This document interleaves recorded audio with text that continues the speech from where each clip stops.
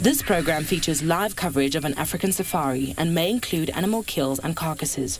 Viewer discretion is advised. Good afternoon, everyone. You have just caught me, just waking up from my cat nap in the middle of quarantine. You know, if you ever need a peaceful sleep, you just sleep on a fallen over branch. I can see exactly why leopards do it. They, of course, don't lie on their backs, but I do. So it's a very promising start to the safari. Lazy Lauren. But I think I'm going to be a little bit luckier than I was this afternoon. And we're going to be coming to you live from many different locations across South Africa. So get ready, everyone. It's that time of day for your live bumble through the bush.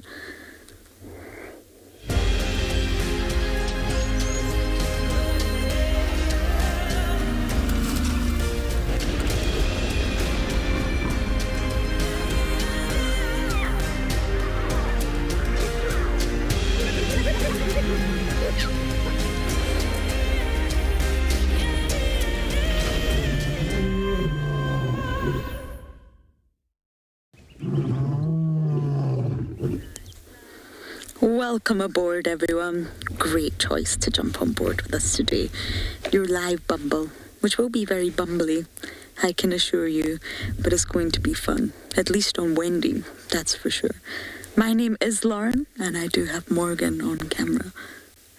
Do I have to move? I think I do. Let's see if I can get up here without falling off. There we go. And of course, this is your live safari. I am sitting on quarantine. It's winter. It's very open. It's very safe. You can see the barren landscape. So we want you guys to talk to us, especially if we're not doing a very good job at finding animals like I did this morning. And you can talk to us in many different ways. You can use the hashtag WildEarth on Twitter. You can use @FC on the YouTube chat. Or if you're online, you can head over to the WildEarth website. As long as you've registered, you can submit your questions under the live safari page. And kids, please, please, please talk to us. We love your questions. They definitely make us laugh, that's for sure. So please send them in via email.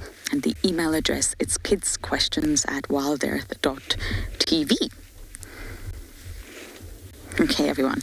I'm going to see if I'm as elegant as a leopard, which I highly doubt.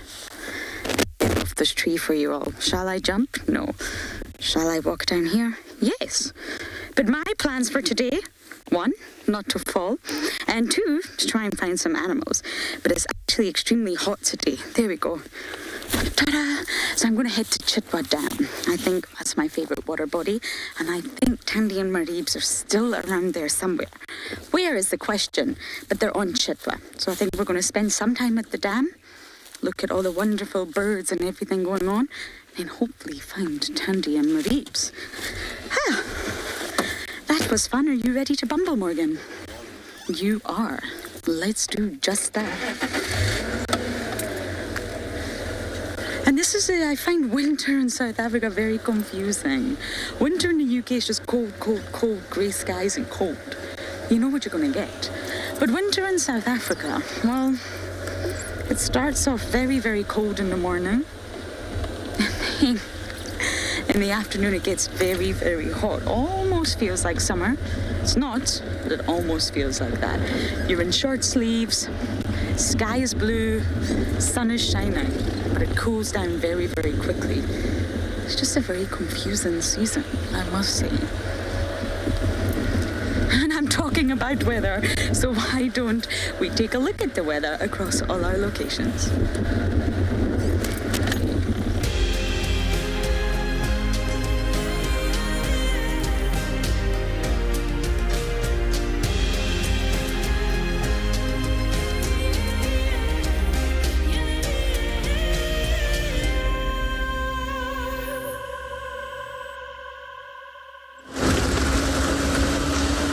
Beautiful sunny weather all across South Africa, which is quite typical for our winter period, and it's actually been very, very warm of late, all things considered. A lot hotter than I would have expected. Anyway, my name is Tristan. On camera I've got David this afternoon, and essentially we're going to be heading south and kind of to the area where I left Moya this morning. She was watching some impalas at Treehouse Dam. The impalas then drifted off. She stood up, watched them for a little bit, and then she kind of moved around the dam and started heading in a westerly direction on the southern side of the dam, and I left her there. She was very, very, very, very skinny and needs a good meal, so try to see if we can catch up with her. Hopefully during the course of the day she's managed to find something, and if not during the course of today, hopefully this evening she'll be able to find even something like a scrub hare would go a long way. Shame she's looking a little bit on the sort of skinny side and quite a high tick load on her neck, big ticks that she should be taking care of, but I think she's just so concentrated on hunting that maybe that's the least of her concerns. The other bit of really great news, other than finding a leopard first, well, at the end of drive, is that some of you may notice that it's quiet. Yes, that's right, everybody. Rusty is no longer squeaking. So we have managed to fix the fan belt on Rusty, and so there should be no more squeaks and any of that nonsense. It should be a much quieter Rusty this afternoon, and hopefully for the foreseeable future. Still have its boyish grunt that it has from this engine, which is one of the reasons I love this car, but it's definitely not making that horrible squeaky whiny sound anymore, which is nice. Right, so that's the plan for the afternoon, is to, well, keep Rusty from squeaking and find ourselves a leopard. I'm hoping she'll be around still. It kind of got warm during the period that we were with her, so I'm thinking she just found some shade and then just lay down. Be nice if that's the case. Victor, you're saying you're looking forward to some spots. Well, Victor, I think you and many others, including myself, as you can see, that's the beautiful vista that rolls out towards the eastern side of Djuma, Torchwood and beyond. But yeah, I think it'll be nice to kind of have a nice long spotty cat.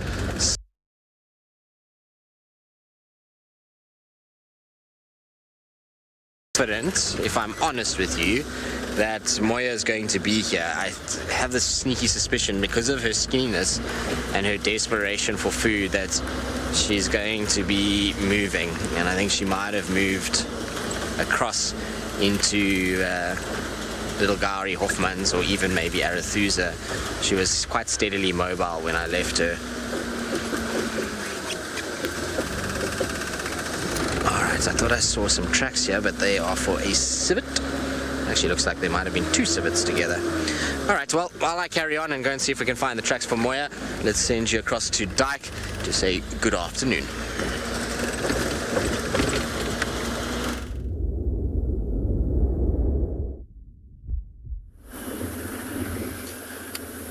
Hello and welcome everybody to your African Live Bush Safari. My name is Dyke Koza, and then Owen on the camera behind me.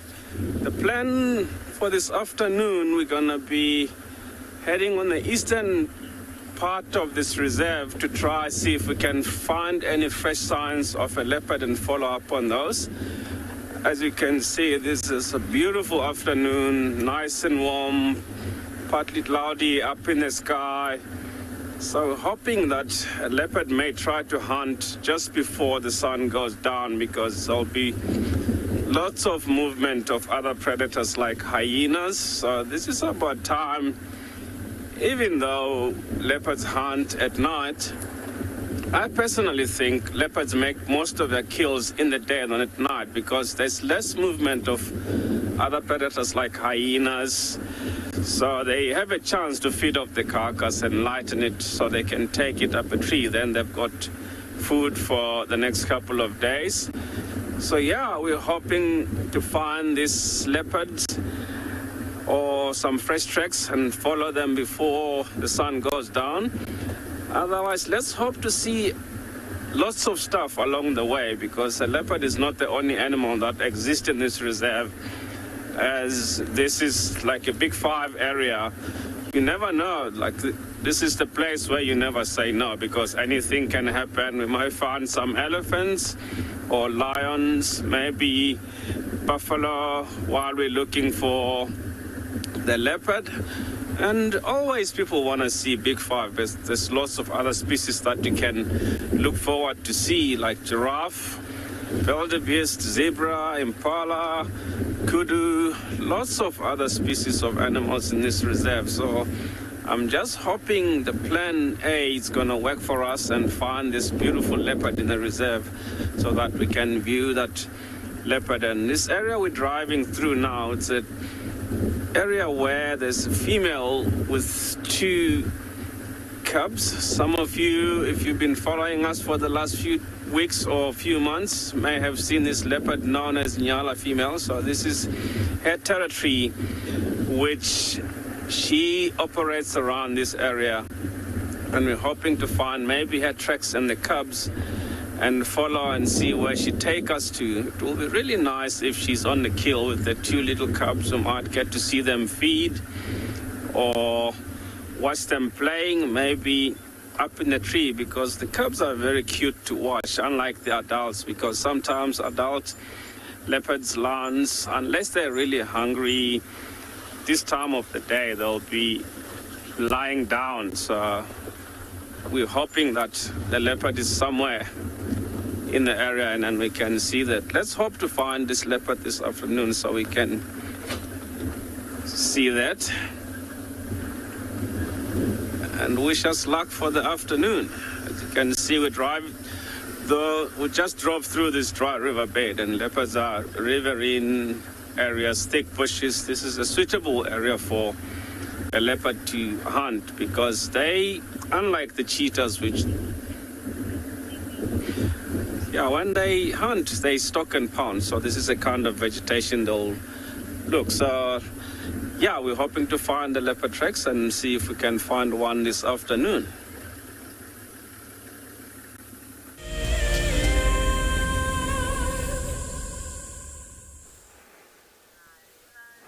Well, hopefully Dyke will find his leopard. As you can see, we found ourselves something that leopards like to eat, really. So we're just sitting with them for a little bit just to see how they are. Often if there is a leopard in the area, impalas can show signs. They can be a little bit kind of twitchy and a little bit sort of alert to what's going on. But these guys look as though they're super chilled. Everyone's just kind of heads down feeding.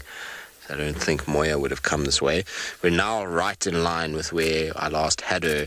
If she had steadily moved in the direction she was heading, she would have popped out somewhere where I am now. So we're just going to have to check very carefully along this area. It's also why I stopped, is knowing that she's hungry. Maybe she saw these impalas and kind of sat and watched them and is trying to figure it out. It's always a good idea when you know there's a hungry leopard around, just to stop at the herd and kind of take it in. But it's eerily still this afternoon. There's a bit of a breeze blowing, so I'll keep quiet so you guys can just hear how quiet it actually is. Not a lot of bird calls or even sounds of animals at this stage.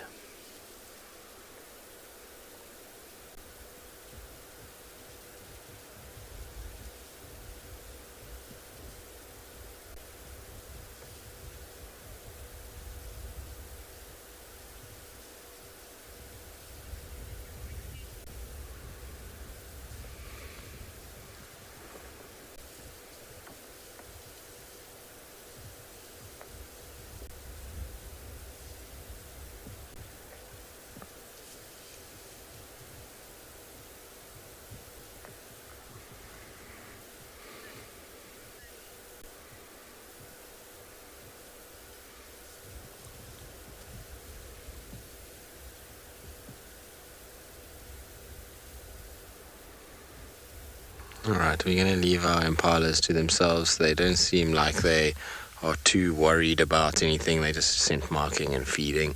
It doesn't sort of look like there's any sign of a leopard around. So we'll carry on. Hopefully we'll have a bit of luck with Moya somewhere close by.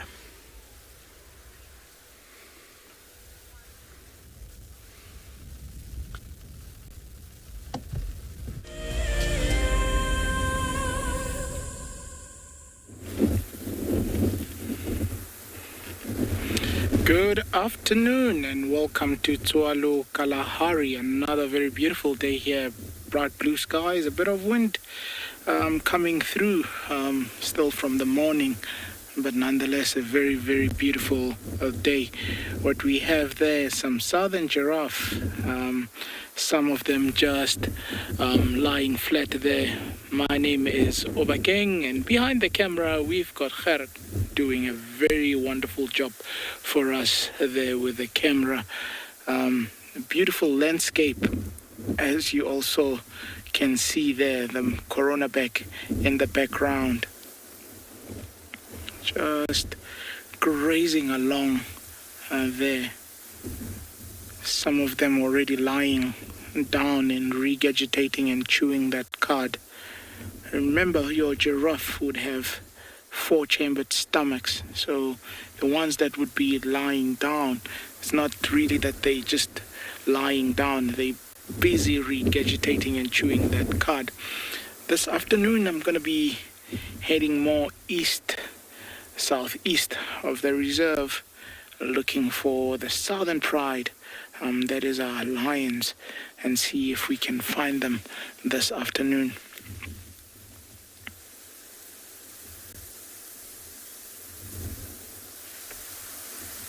Just saw us now and is concentrating on us. These are some of the youngsters, not that old, 2-3 years of age maybe.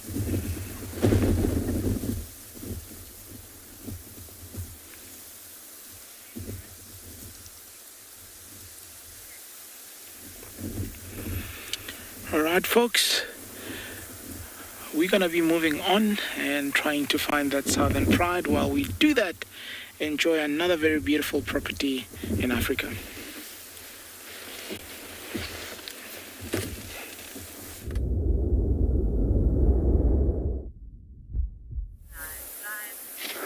Good afternoon and welcome back to WildEarth. We're live at Eco Training Pridelands and we're about to start our walk from Leopard Dam. At the moment, there's some Egyptian geese in the distance, as well as a few impalas that came down for a drink. So my name is JP Leroux, and behind the camera we've got Mpho. What we notice at this time of the year is that the territorial behavior of impala rams is coming to an end. There's 1 or 2 males that are still holding territories and trying to get the opportunity to mate. But during this period of time, very few of them will actually have the opportunity to go and feed or go and drink. Because if you do go and sneak off for a meal or something to drink, somebody else will steal your girlfriends. In this case, these guys have already given up their territories and started forming mixed male groups, which we refer to as bachelor herds. Seems that they're now slowly starting moving away once they have had their drink. You'll generally notice that prey animals don't spend a lot of time around waterholes, especially in the winter months, because that they know that it's the only place where they can get water, and therefore they also know that predators will use this in their favor to ambush them when they come down for a drink. That's also why it's incredibly important to be super vigilant when you approach waterholes, especially so in the winter months or even rivers. This is one of the rams coming back for a quick drink. It's amazing how hard they almost do spot from a distance, and especially with the bright sunlight on them. And one of the things that we'll notice is that they're quite dark on top in color, and then they progressively become lighter as we go down towards the belly. It is said that animals that do see in black and white generally does not see the animal as a whole shape, but as a number of different shapes, especially if there's strong contrasting sunlight from behind on the animal. We also find that they use a number of other strategies in terms of their survival. Firstly, we find that they're herd animals, so they enjoy safety in numbers. And by sticking together, it is also less of a chance that you are going to be taken by a predator compared to where you're an animal that lives on your own. And generally we find that solitary animals are incredibly secretive. Let's go and have a look at what Lauren is up to.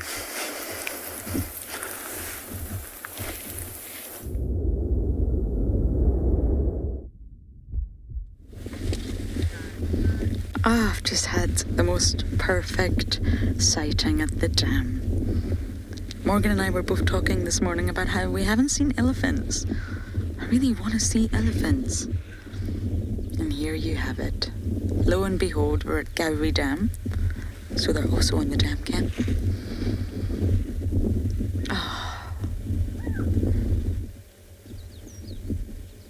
don't know why I feel such a sense of calmness come over me when I watch elephants like this. Whee! You go away, bird. Whee! But I feel joy immediately.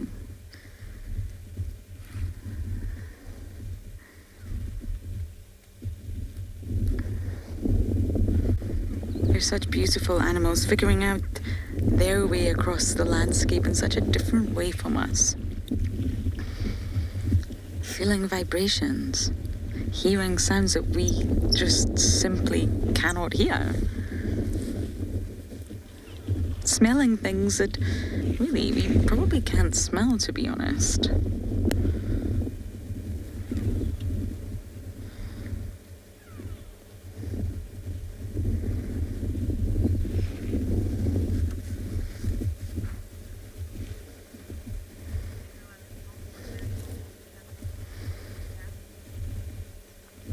You're all happy to see Ellie's at the dam.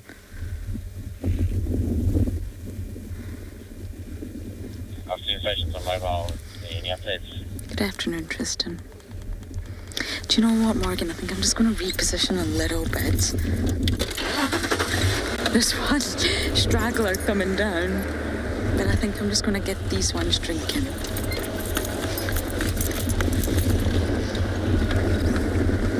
I think what I love is the dynamics of the herd. You can see it all, and we definitely don't fully understand what's going on. But we can see the relationships, we can see their interactions, and there's just something about that I truly love.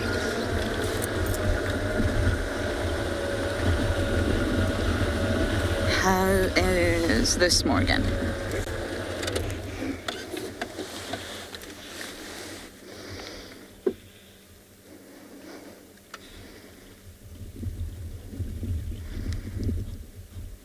I love how slowly they walk. I love how reactive they are.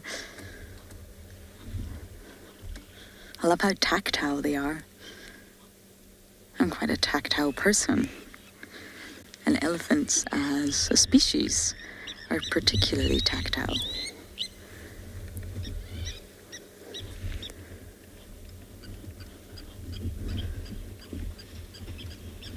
I love how fussy they are. They're really fussy when it comes to water.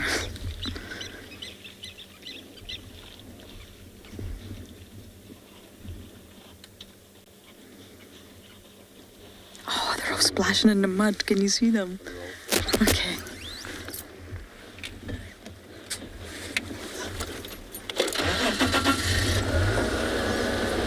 Is that good, Morgan? Sorry when we were trying to reposition there. Let's just listen because they're making such a noise.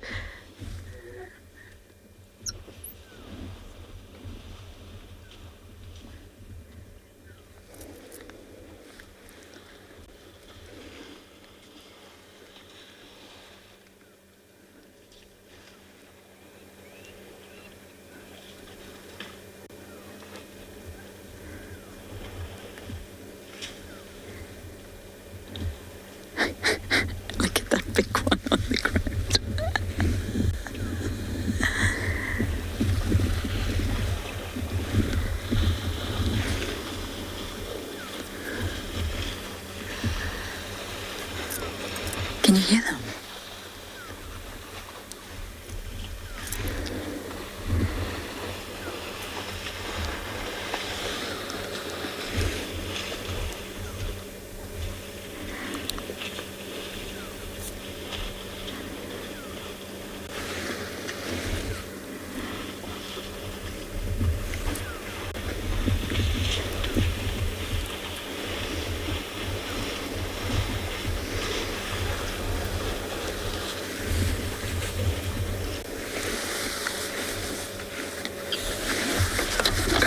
Get a little bit closer.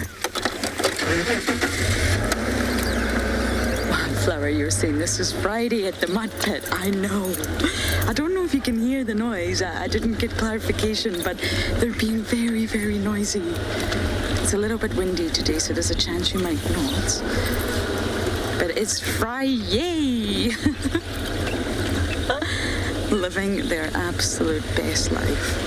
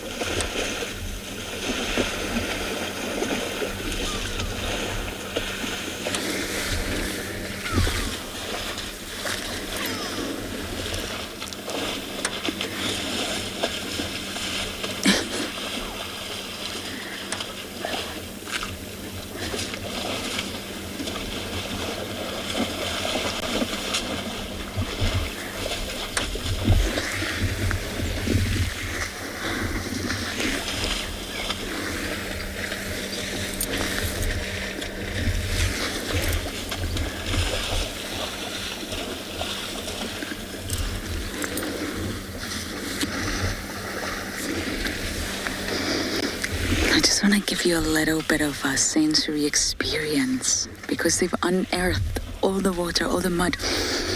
Can you smell that, Morgan? Yeah. It smells like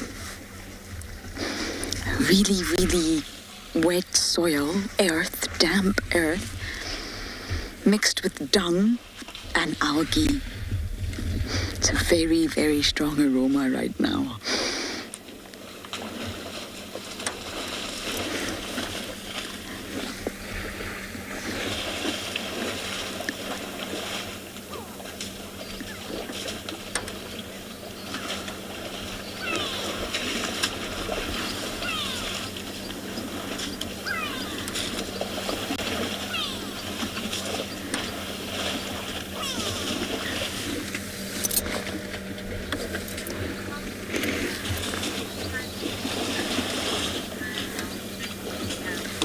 I agree 100%. Any time spent with elephants is a time well spent, especially on a sighting like this. I'm just staying quiet to let you enjoy. There's lots of ambience. There's lots of things happening. This is one of the best elephant sightings I've definitely had in a while.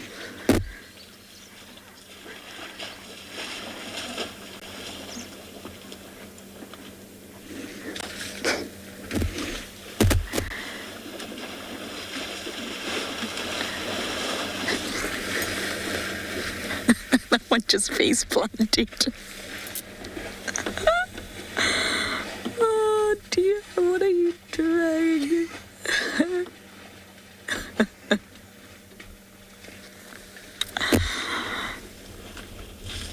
I feel like I want to do that now.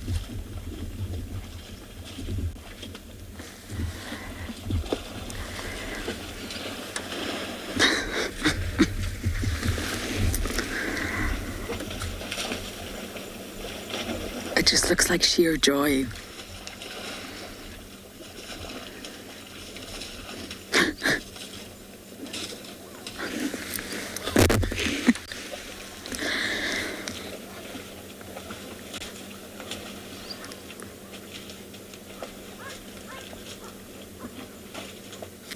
I spoke about anthropomorphizing yesterday, but there's no way I think anyone could dispute me when I say they are having fun. I don't see how anyone could deny that. That is a whole lot of fun.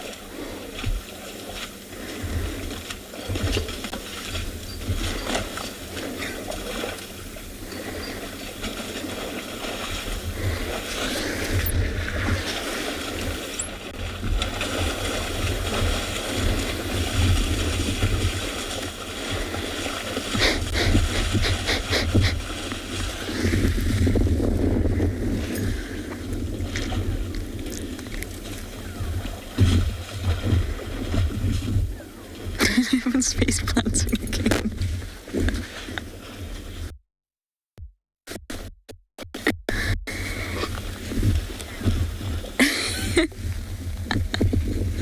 I don't know what this one is doing. He just keeps putting his face in the mud. Danny, most likely not, actually. They're not really hygienic animals in that sense. Sorry, I can't stop laughing. Yes, the mud helps them cool down, believe it or not, as part of their thermoregulation. Sorry. Oh, just having the best time.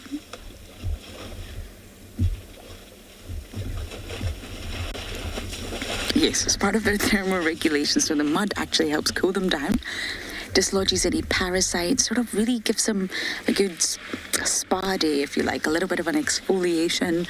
And if they do want to get it off,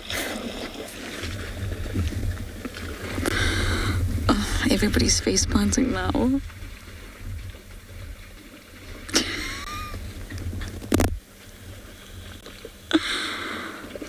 If they do want to get the mud off, they tend to... Sorry, I'm going to answer this question a little bit later. Oh. Elephants.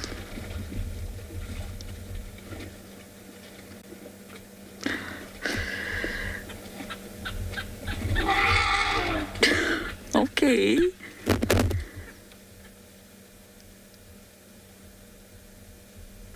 It's just a lapwing.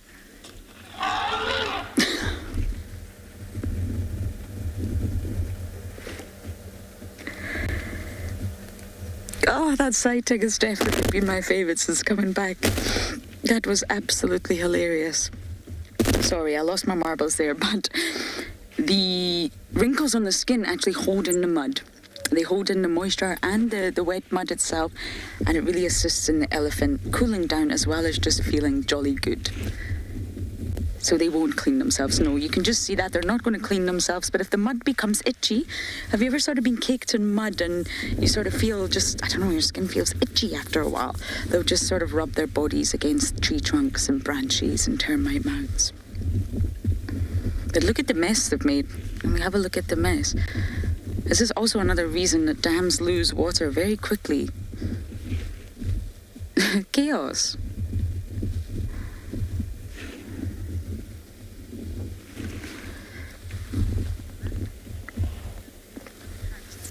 Oh, that was such a good sighting. I think Morgan and I possibly might bumble around and see if we can catch them, but you guys are going to head over to Tristan.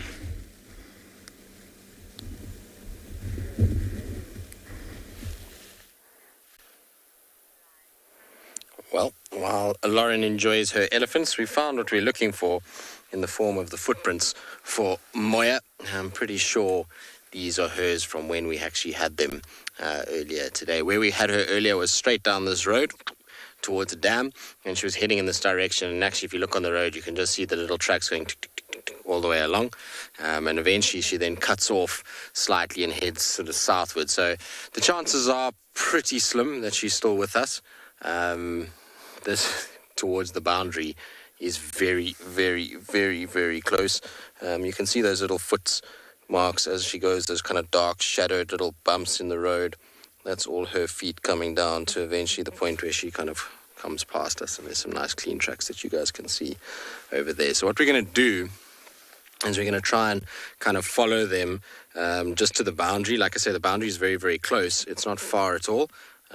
And we know that this cat, I mean, if she moved the way that she was moving this morning, at the speed that she was moving, I reckon she probably could have got to this point where we are now within about half an hour of when we left her.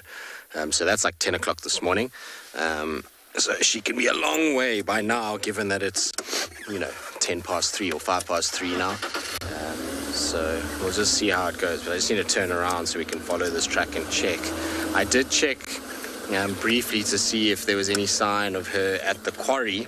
At the water points that are close to the quarry, but there was nothing there.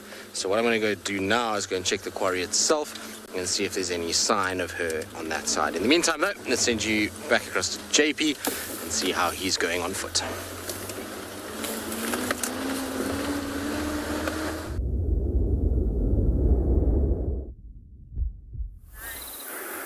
Good afternoon and welcome back to Bushwalk. We're busy admiring an incredibly large tamboti tree. These trees are quite easily identifiable by their dark, blocky appearance to their bark and also a simple leaf. And if you break those leaves off, you'll notice that it has a latex, which is quite toxic, and that toxic latex is often used for treating toothache. So there's a few interesting insects what we see that associates with this tree, and two of them is actually moth species. One is known as a small grey moth, which quite often lays its eggs within the seeds of a tamboti, and then these seeds drop to the ground, and the caterpillar will start contracting inside the seed, creating it to jump, hence the nickname of jumping beans. The second moth species is a beautiful, large emerald green moth with incredibly long tail streamers, which is known as a lunar moth, and they too associate with this tree during their larval stage. Also associated with marula trees. A few of the other things I find particularly interesting is that you can take wood chips from this tree and you can put it between your clothing to assist with preventing insects coming towards the clothes and potentially damaging it. For those of you that are not familiar with the tree or has joined us for the first time, it's also well known that it's an incredibly toxic tree to use for making fire. Although the wood has been lying on the ground for quite a while, the toxins often leached, and in that case you can use it as a firewood. However, I would not recommend trying to use fresh pieces, as this can create an incredible headache that can last for several days. We also find that the latex that is both found in the bark as well as in the leaves and roots is often used as a fish toxin, and that's used as a traditional way by crushing this, throwing it into the water, and then the fish will start floating to the top and then can be collected by a hand.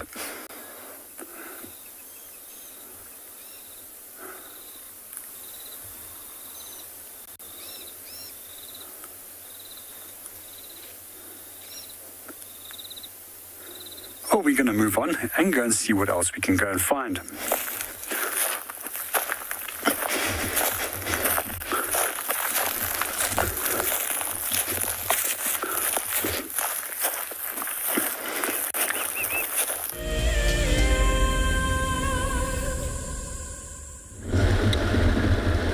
We have the most magical scene in front of us, everyone. Wet, muddy, smelly elephants all just walking in a line. I'm gonna join this line. Oh, you can smell them. It's just wonderful. Let's just enjoy this moment of watching the ellies.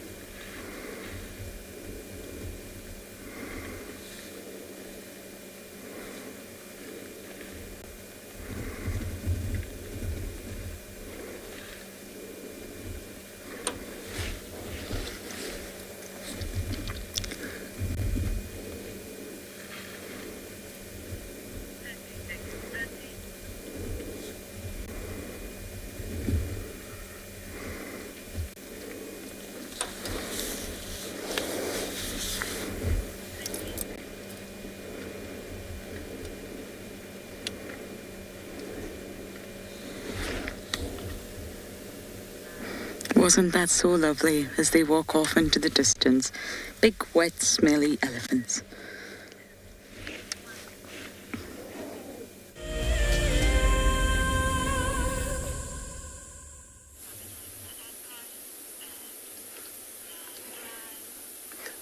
Wow, look what we found. But yes, as I mentioned earlier on, we will look for a leopard. So on the search for the leopard, we've just found this elephant, which if you look carefully there in those reeds, there's one elephant feeding peacefully there, but it sounds like there's more elephants up on the bank. If you go slightly to the right, I can see some more elephants there. The one that's flapping their ears, there's a little baby that's standing not too far from her, of which that can be her baby. But yeah, otherwise this is a very nice area because they're grazing in this complete dry riverbed. It looks dry on top, yes, as you can see the sand, but it's still flowing underneath. So these animals have picked a really good spot to come and get some food, because they're capable to sense water under this sand. So they can eat here and as well as dig in the sand and find some water, which is really incredible how they know where to dig and find this water that's under the sand. Of which some parts of this dry riverbed, the water level is very low, but this animal will know exactly where to go and dig. They don't just do that because they don't know where to find water. There are quite a few water holes where they can go and drink, but these animals also like nice and clean water. I also personally think they're not doing it because they don't know where to find water. Otherwise, I think this can be things like survival, teaching the young ones how to find water when the water is not there, because there are some years where the rains are very less. So these animals will teach their young ones where to go and look for water if the water holes are complete dry. So you think elephants, because they're so big, they can easily be seen. If you look up at the bank, there's a big, nice jackalberry tree. There's one elephant that's moving towards that tree. So if that animal was not moving, you'll hardly see that animal. As you can see, slowly vanishing behind the trees in the bushes there. Very interesting. That looks like a bull, of which these animals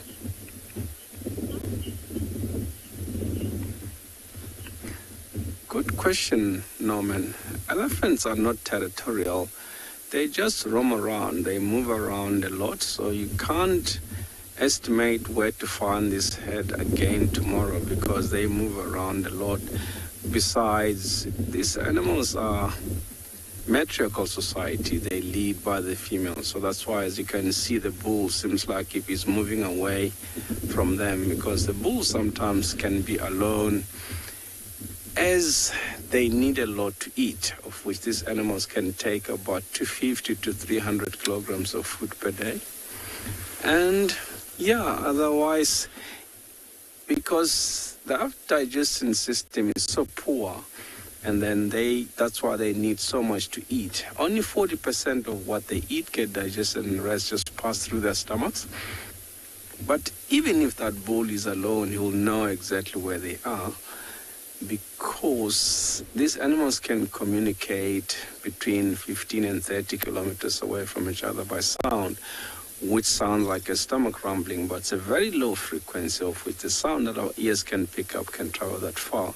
So if he wants to join them, he can easily track them down, join up for 1 or 2 days, go off on his own. Another reason, one fully matured bull, like the guy we saw up on the bank, can move from one herd to another for breeding purposes. This is trying to keep the strongest genes within the area. Yeah, otherwise they're not territorial, as he can move from one head to another.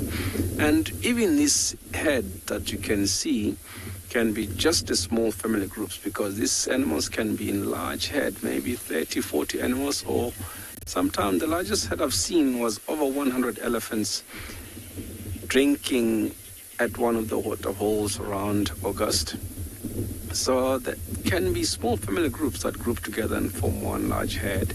Sometimes they'll split in small families. I just saw one throwing sand up in the air. That sand looks like if it's got water, it was moist. As I said, sometimes they can graze and dig.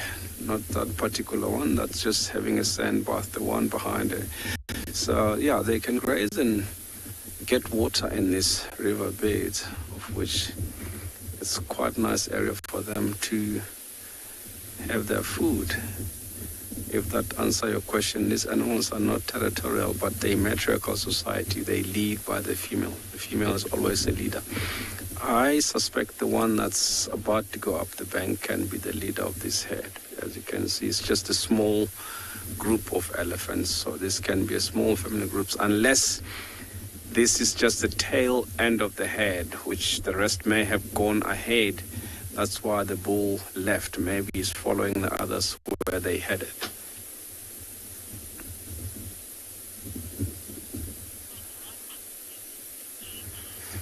Yeah, we're just gonna leave this elephant grazing peacefully there, and we'll go over to JP and see what JP can surprise us with.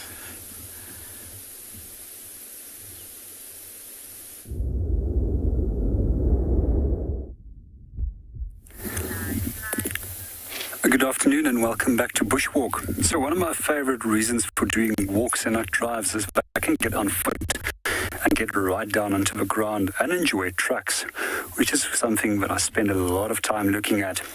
So over here, there's a few of the tracks that I would like to share with you. You can see a number of antelope tracks over here, small little hooves that are evenly splitted. And these belong to impala. And you can see that they've got fairly straight outer edges, as you'll notice over here. There's actually a better track right over here. There you can see that straight outer edge and tapering to a sharp point, while it's fairly flat at the back of the foot. This is also a track that's quite often confused with that of Nyala. However, Nyala is much more rounded on the outside, and they always put their back feet where they put their front feet. There's also a few little other signs that we have over here. There's a little antlion pit right over here. At the moment, it seems like a small little grass stalk that fell in there. And I absolutely love antlions. So these little guys, they look like miniature little insects with large pinchers, and they will use those large pinchers to basically suck out the fluids of a prey animal that they will seize. When they do become adults, then they turn into an insect that's similarly looking to a dragonfly. And you'll notice that they differ from dragonflies by having little clubbed edges to the tip of their antennae. And they generally live only some 20 to 45 days, very short-lived. However, the larval stage of antlion larvae is much longer. Then right over here, we've got tracks of a hyena that also came through here. There's actually a lot of hyena activity that came through here last night. I'm not sure what they're up to, but one of the things that we can always look at when we are looking at hyena tracks is that the back and front of the opposite foot marks very closely to one another. Generally, they always display a slanted axis to the back, and they'll display 2 lobes at the back, unlike typical cats, which has 3 lobes at the back of a pad. And right over here, we can see the toes, and what you'll notice is that those toes look like a bunch of bananas that have been clustered together. And right at the tip of each of those toes, there's a nail mark, which is another characteristic which separates them from typical cats, with the exception of cheetah, which also will mark with its nail when it's on the track. So we're going to go and look at what else we can go and find, but let's go and see what Lauren has.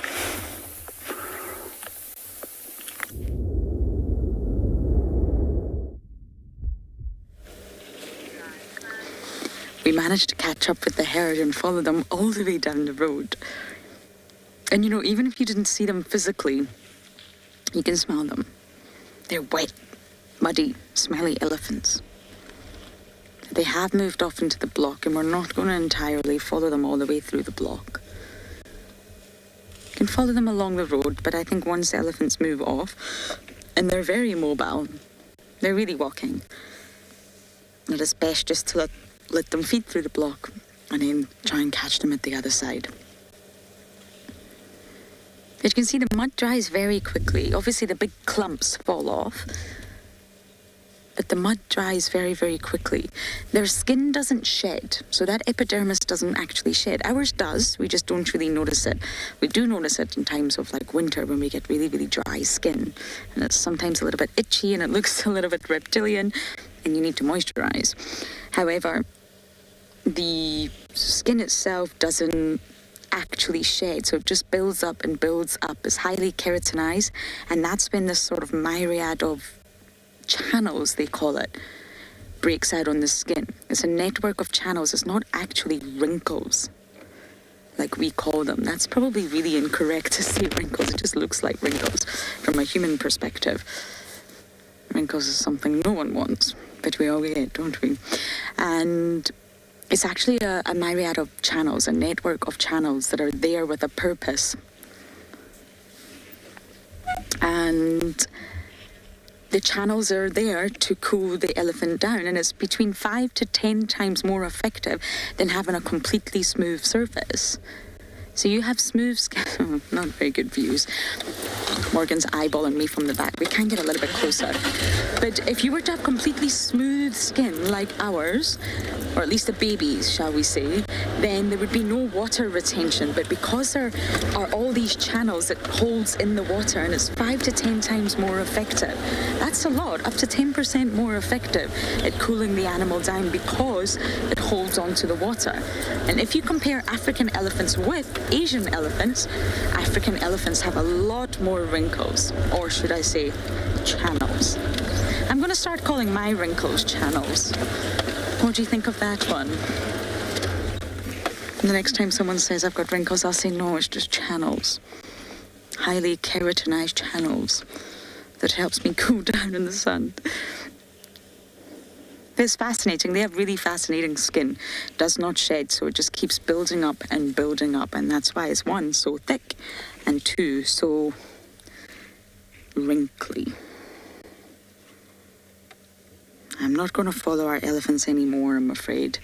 This is a nightmare block. We don't even follow leopards through here.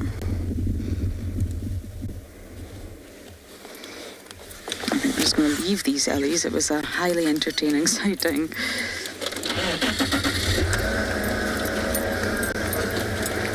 And try and see if we can make our way down to Chitwa. Once it gets a little bit cooler, I am sure Miss Tandy and Mareebs will pop out.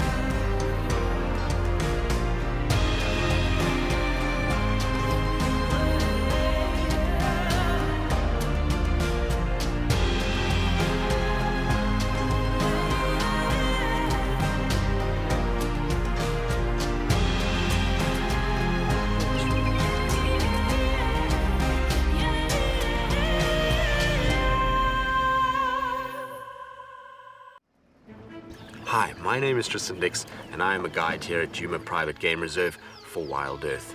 I have been living for the past decades here in the Sabi Sands, and that has allowed me an intimate connection with this place and a better understanding of how it works. For me, the questions that make me think and lead to answers that all of us learn from is what really drives me. Catch up with me on WildEarth.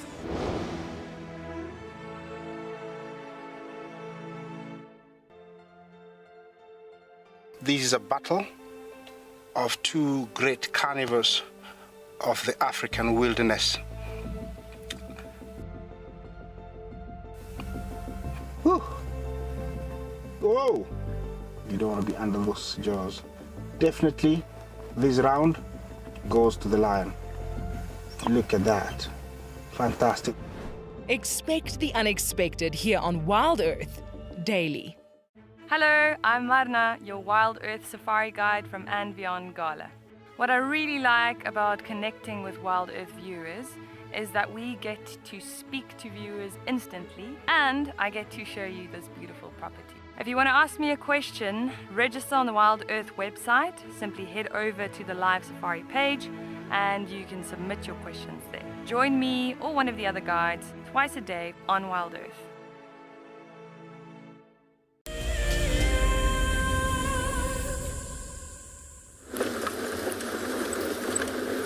Well, no luck so far. There's a bit tricky at the moment when it comes to Moya's tracks, because I obviously haven't been here for a few days. So Gowrie Main is a tough road because it can have quite a number of tracks on it, and it looks like there's tracks for, I can find two different places where leopards have crossed south.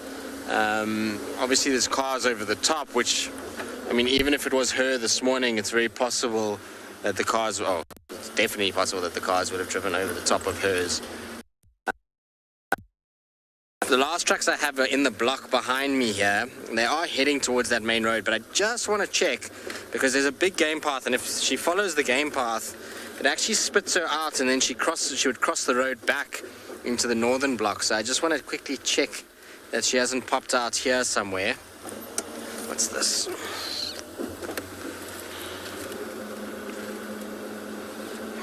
There's hyenas.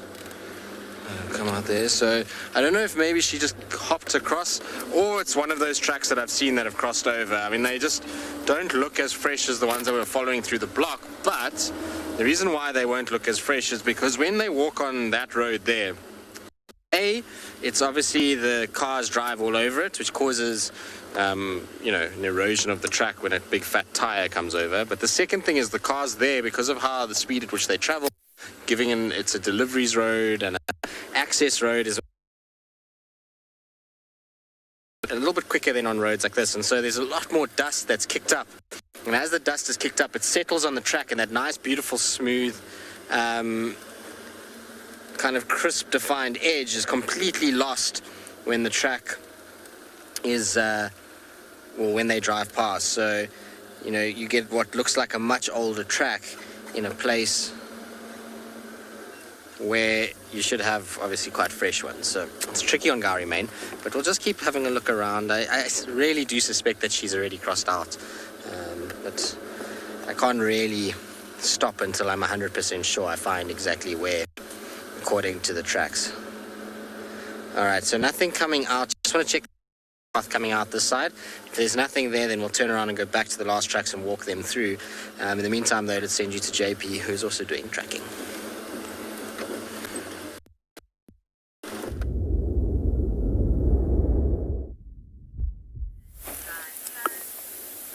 Good afternoon and welcome back to Bushwalk. We're still looking on tracks, and we were just talking about how tracks can be aged and how we can easily lose them.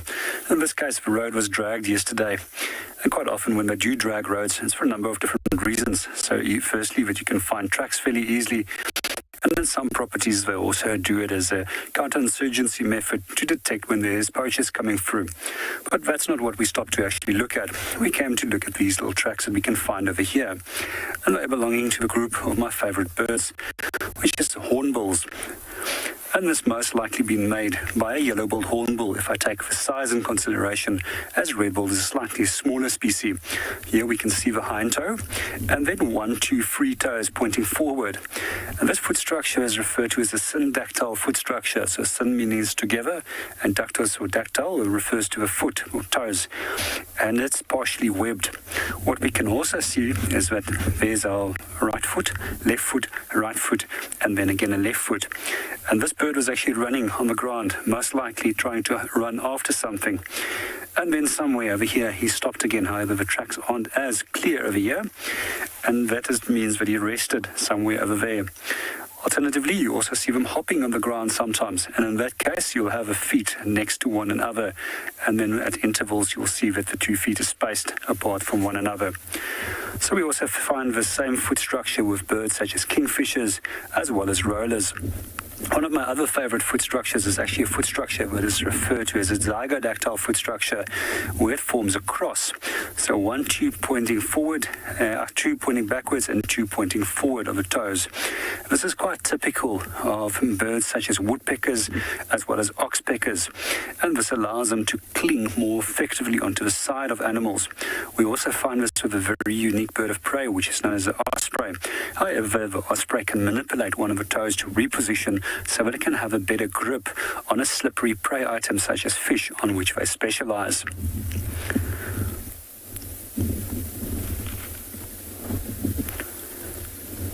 We find that both of these foot structures are also generally referred to as a non-passerine foot structure, compared to the typical 3 toes pointing forward, 1 toe pointing backward, where the foot will actually lock when there's pressure on it of the typical passerines.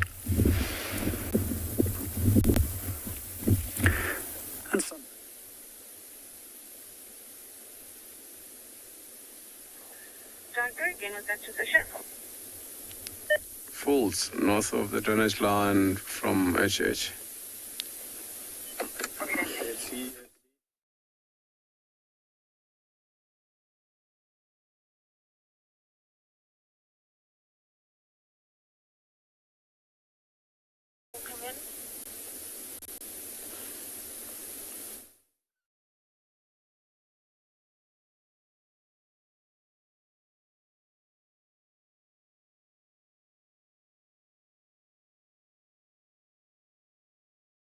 The huge.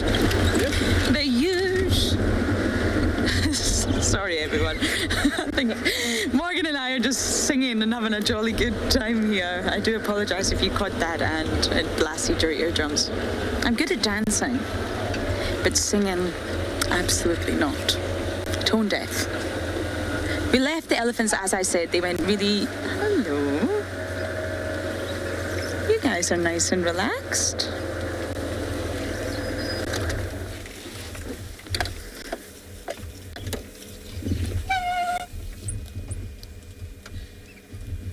I love impala sightings. I love stopping and paying attention to the behavior.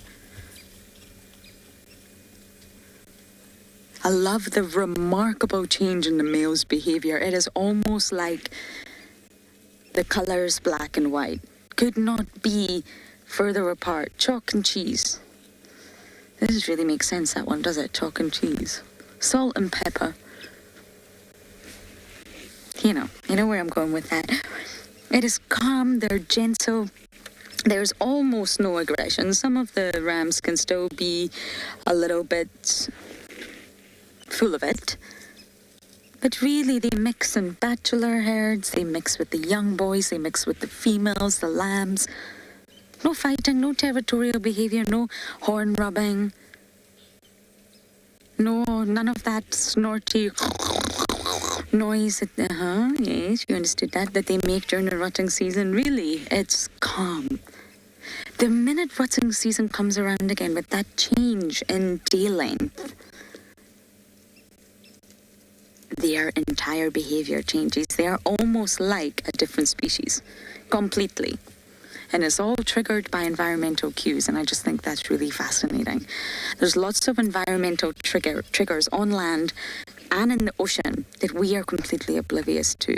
From the moon, tidal patterns, day length, weather patterns that are changing all the time and causing changes within an animal, be it biological or behavioral. Normally they're both interlinked. We're not even aware of that. And for me, the change in impalas is just, it's so different. You all look like butter wouldn't melt now, gentlemen. But we know that's not true.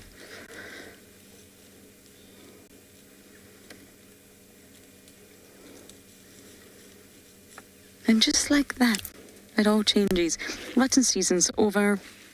The female hormones are sort of dissipating, the scents and the chemical cues are changing, and all of a sudden the rams change their behaviour, which then reduces their testosterone, which again changes their behaviour again, and their physiology.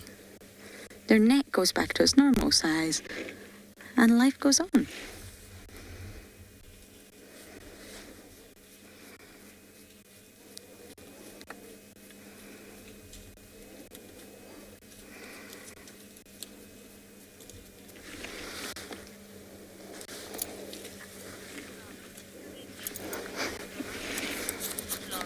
Florence, no, they don't. They really don't. It is just during this rutting season, and it is so sort of interlinked with the environment, which is what I was trying to say. It's all driven by so many different sort of clues. The females just don't come into estrus whenever. They're not on their own individual cycles. They're all synchronized, and that's of course all down to the fact that they do flood the market with lambs. It benefits them, it leads to their success. But no, they don't mate or breed outside of the rutting season. And it's that shorter day length at the start of April.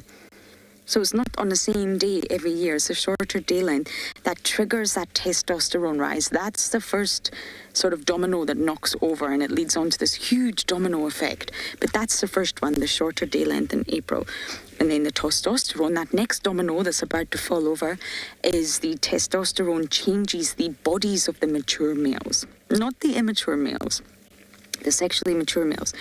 And the neck starts to get very big. The entire physiology changes. And that sets the next domino to fall over. You can just imagine all these dominoes going dong, dong, dong, dong, dong. And the next domino is their behaviour. So they start to separate from their gangs and their bachelor groups, and they go on their own to set up a territory. Now, this territorial behaviour sets the next domino, and that next domino is competing, becoming extremely aggressive with those rams that you were just hanging out with, having a few drinks with, watching the footy the other night. And then, of course, the aggression between the rams sets off that other domino, and the other domino is the vocalizations. Then once of these dominoes have fallen over, another thing's happening at the same time. Whilst all this is going on with the males, the females' behaviour are changing because they can sense a change in the males. So their domino chain is about to start falling over. The males are starting to herd them into groups. Hello, hippos, we hear you. And once the females are herded into groups, this is a behavioural change that's going to bring about a biological change in the form of bringing the females into estrus.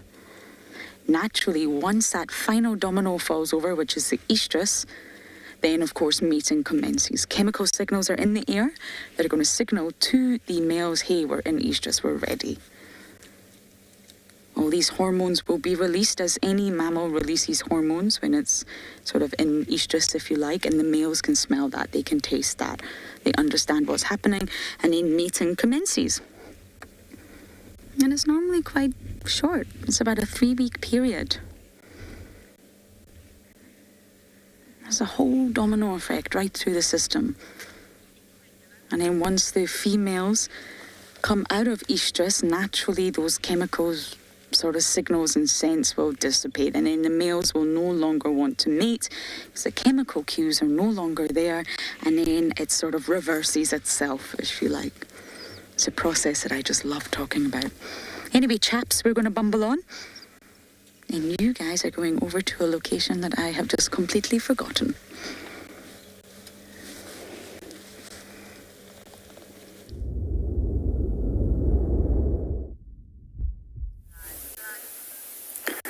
Good afternoon and welcome back to Bushwalk. We heard a number of birds alarm calling. Amongst these were Egyptian geese as well as crested francolin.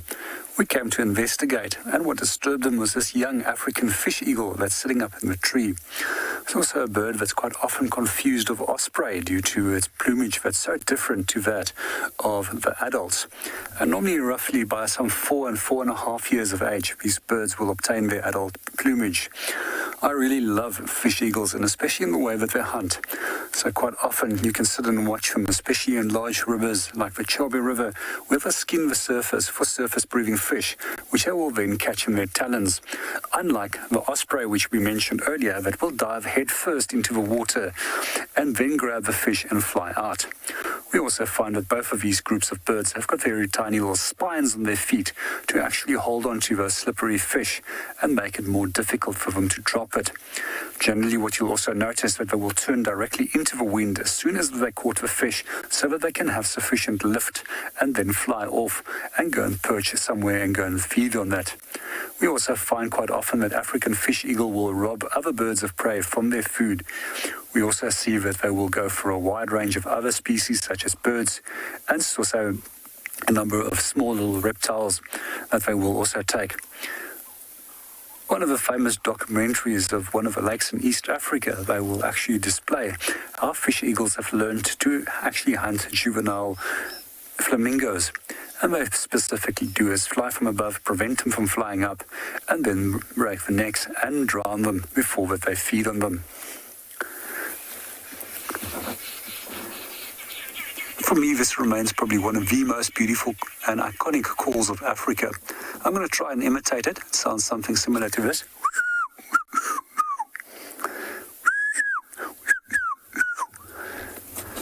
Not as good as that the bird can do it, but that's just to give you an idea how it sounds.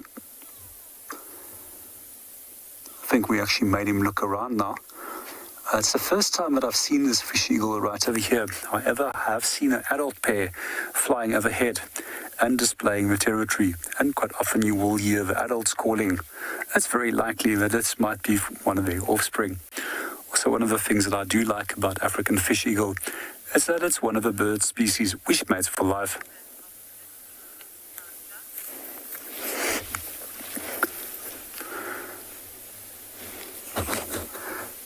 Let's see what he gets up to. I'm actually quite surprised that he has stayed so long.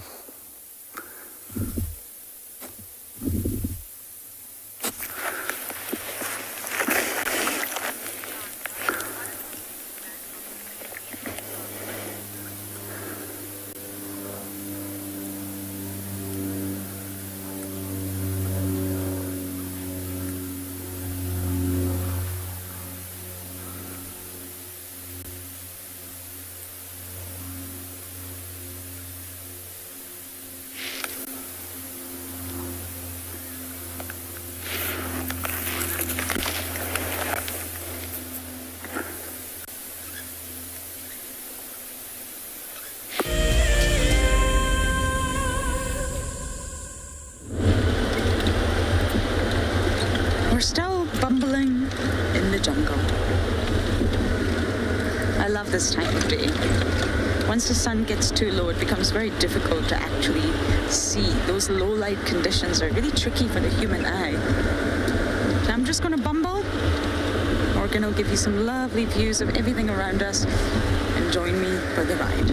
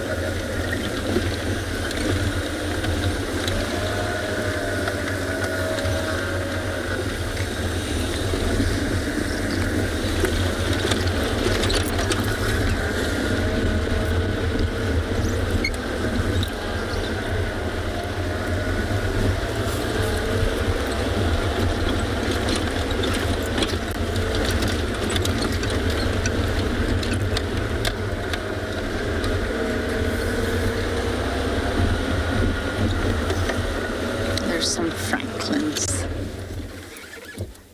One of my favourite ground birds. Extremely noisy birds, but also highly entertaining.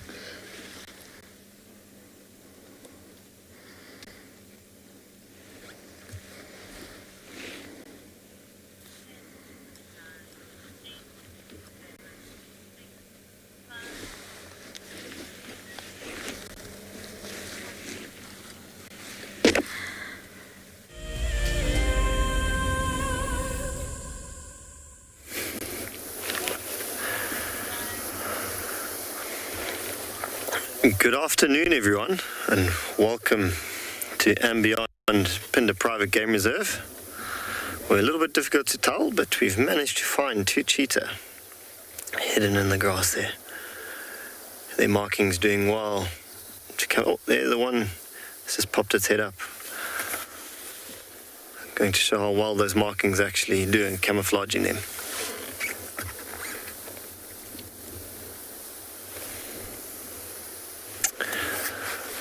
My name is Dean, and behind the camera we've got Jan.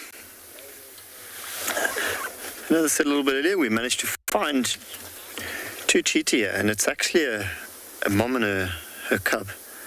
And they are on, I'm yet to get a good view of it, but from what I've heard, it is a Ngala carcass.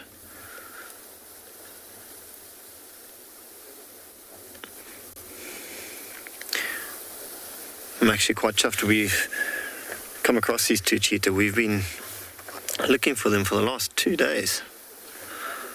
Quite a relief to finally find them. And not only that, also on a kill.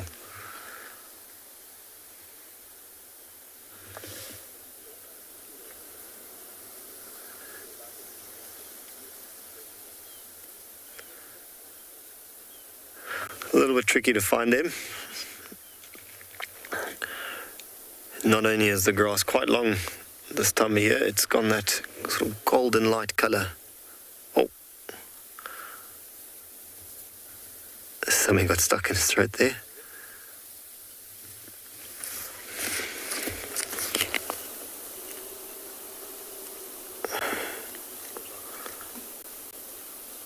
So that's Mom that we're looking at. Oh, she's on the move.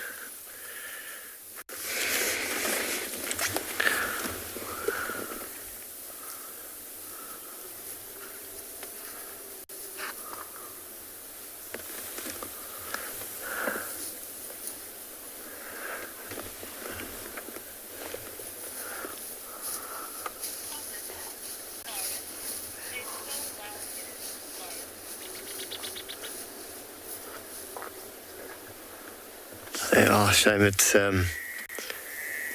looks like she actually got something stuck in her throat. I see the cub's just starting to follow her now.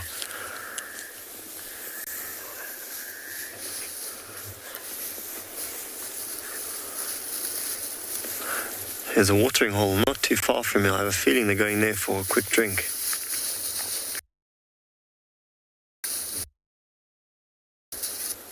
Oh, look at those spots and the patterns in the sunlight there. Just beautiful.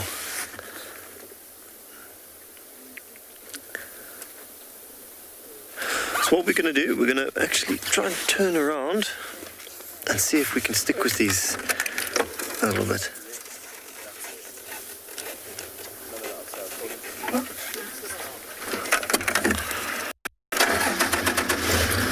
Just going to turn around.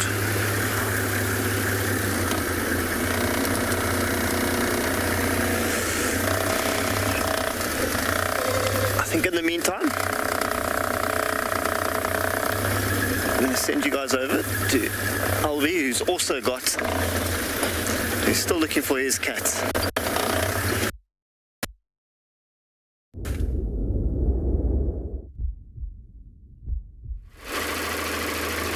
Welcome back to Tswalu Kalahari. Still between the valleys here looking for our lion.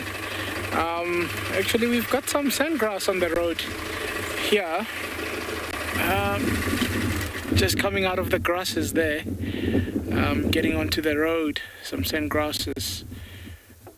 Looks like, is it two? One or two. That's two, yeah. Wow. Get to see them a lot around water, not usually around roads like this, but it makes sense that they are like that. They ground nesters, so probably just nesting next to the road there. Let's see what they do. Looks like a male and a female.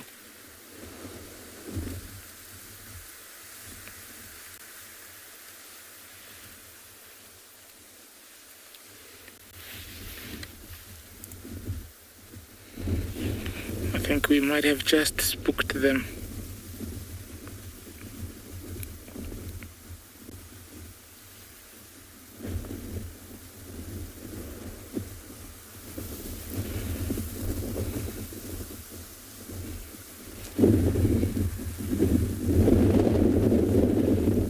Yep. I'm hoping we're not seeing them. They're just feeding in.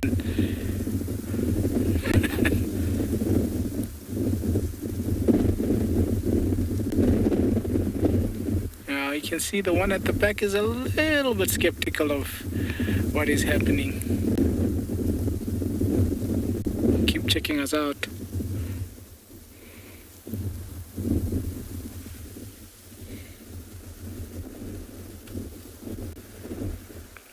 I want to squat, want to move, not sure what to do.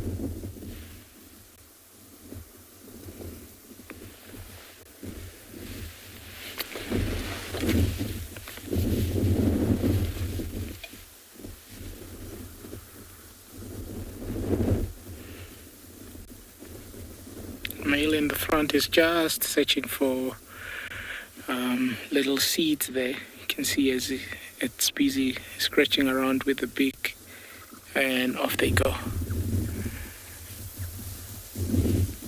Iconic to this area in the sense that with how arid it is, they can actually go look for water up to about 70 kilometers being away from water. So they do very well in conditions like this. The last tracks I had of these Southern Pride was just on the other side of these mountains. We're just trying to go around and see if we can pick them again on the other side of the mountains.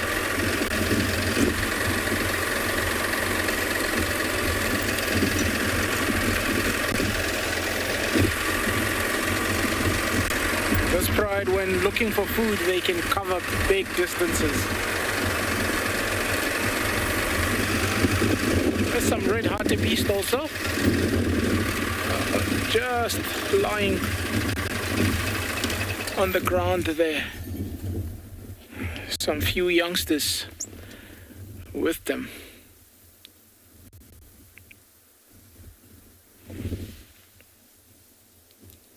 That's what a lot of antelope will be doing today, just lying, getting away from the wind. Beautiful specimens. Look at those horns. Stand tall, stand proud.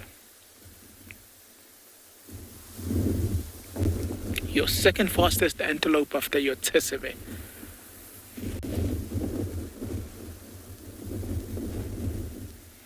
And that's what the lions would also try corner, try push them towards the mountain, and that's how they would catch them.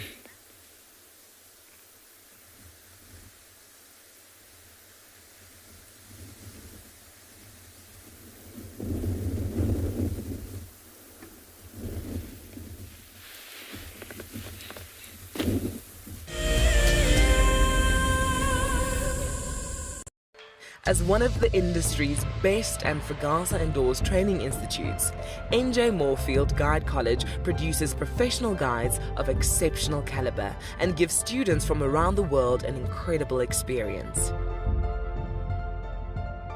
NJ Moore offers courses to suit all types of interests.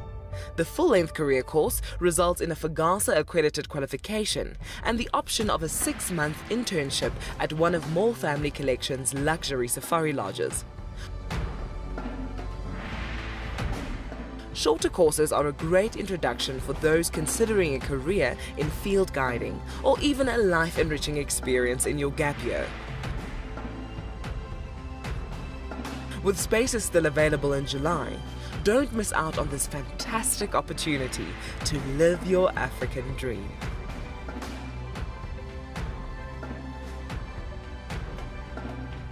What fascinates me most about the animal circle of life is the intricacies between the large and the very, very small. I mean, it's very easy to go out there and find the large. Once you found the large, the cascading effects down to the small absolutely fascinates me. Alertness and situation awareness is by far the #1 aspect for protecting ourselves out on safari. Catch up with the guides daily here on WildEarth. Looks like it's a very difficult climb because every time it tries to climb, the ground is breaking, so it slides down. But it's the only one. Look at that. That is the call of desperation with a cub. It's like, what are you doing, mommy? Oops. Oof. Expect the unexpected here on WildEarth daily. My name is Lauren, and I'm currently working in Djuma Private Game Reserve here in South Africa. I love answering your questions during the live safaris. It's my favorite part. It feels like you're on the vehicle with me, and I'm able to teach you exactly what you want to know. If you want to ask a question on WildEarth, then you need to register on our website. Once registered, you must go to the live safari page and ask your question below the live feed.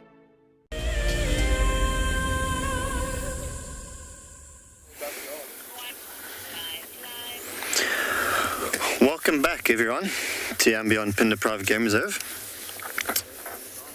where you can see we're still with these cheetahs. They've only moved about 100 meters from where they were, and I did think they were actually going to go for a drink of water, but they've pretty much plonked down in a shady spot on the road there.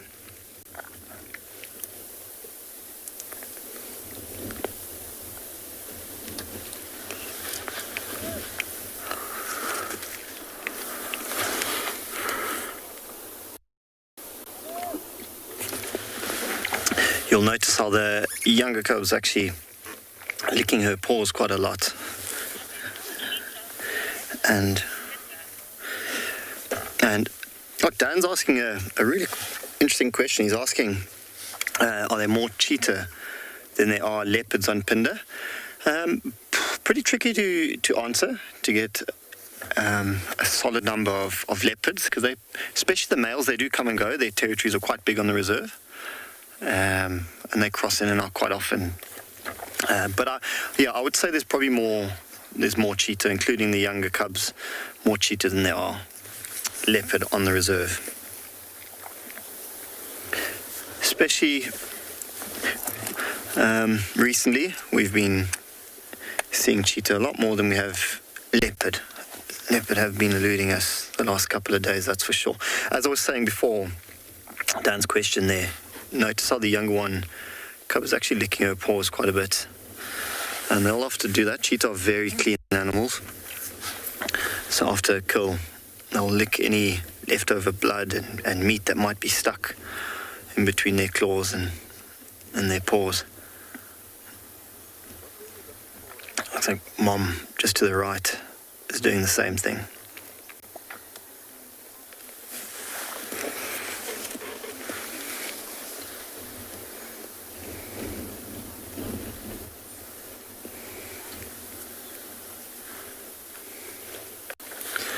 You can just see how big those bellies are. They're so bloated, especially when they lie on their side like that, and it pushes up to the one side. I didn't manage to get a good view of the carcass itself, so I don't know what size Ngala it was, but definitely enough to fill up their bellies.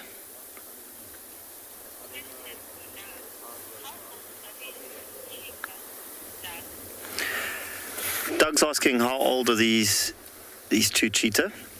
So the younger one's I think it's about 6-7 months. And actually, no, I think the young one's a bit older. I think it's closer to a year, maybe a year and a bit, maybe close to about 14 months old.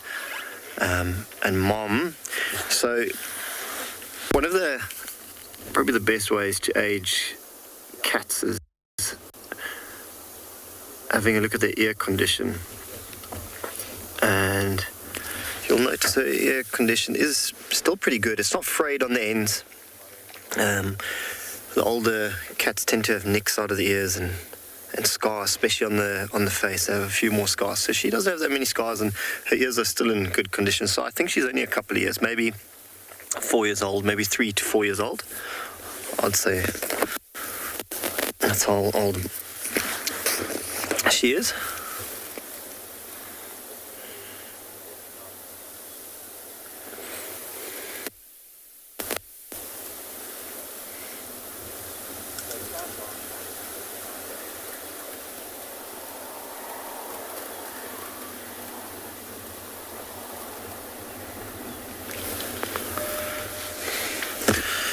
And talking about the age and aging, these cheetah, a little bit tricky to tell from this angle, but you'll notice there you go, the fluff of hair that runs from the back of the head all the way down. And now that she's a bit older, it stops just past the shoulders. When they're very young, still cubs, that hair will actually run to the end of the back. And you can see on mom there, obviously being full grown, doesn't have that fluffy hair that runs all the way down.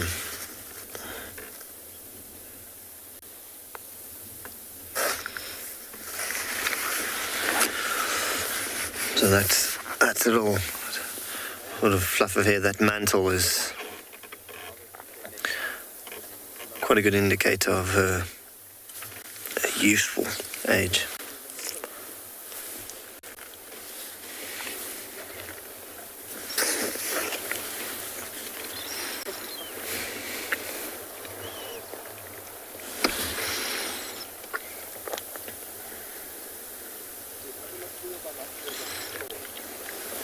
You'll notice a flick of the tail every now and then also. Oh, something got that young one's attention. A flick of the tail every now and then. Excuse me. Just the flies and the biting insects irritating them.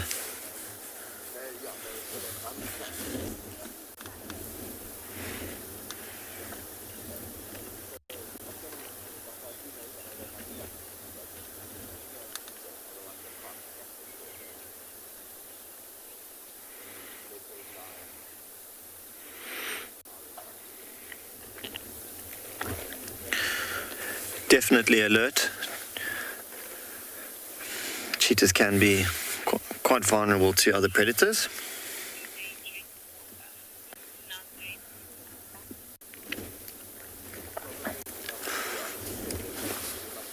So if you just go with the name again.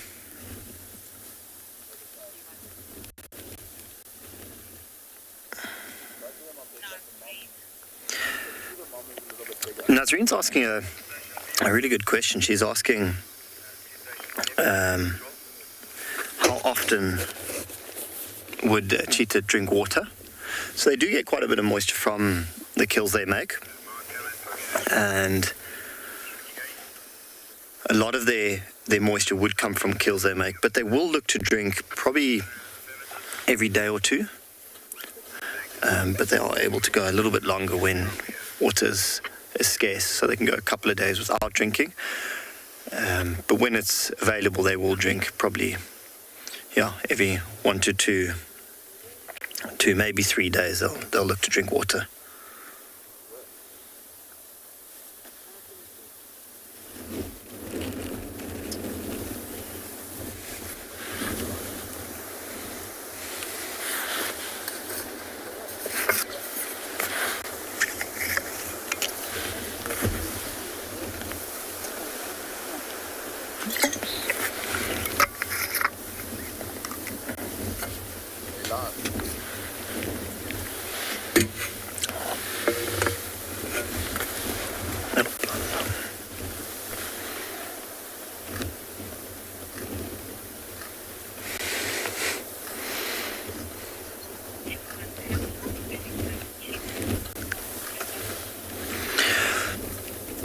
Yeah, like I said a little bit earlier, it's really good to find these two cheetah. We have been searching the last couple of days, so to finally find them is definitely a relief, and always such a treat to be able to spend some time with these beautiful animals.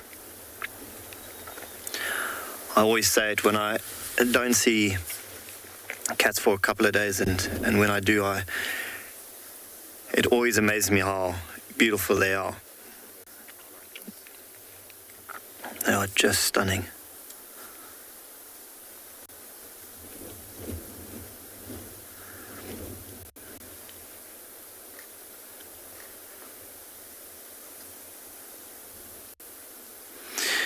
You'll also notice, a bit of love from Mum. Oh.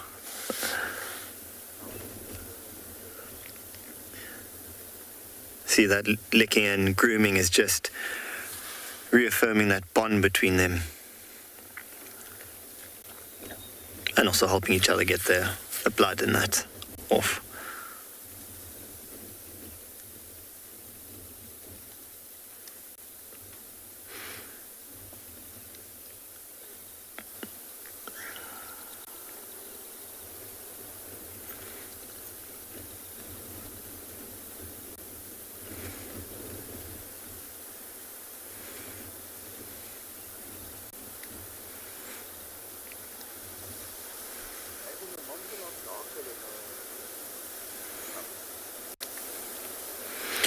It's also a nice angle to see what I was talking about a bit earlier with that hair, that mantle that runs down the back of the head, how much more fluffy it is on the youngster on the right compared to her mom on the left. She's also quite a bit lighter, which is quite interesting.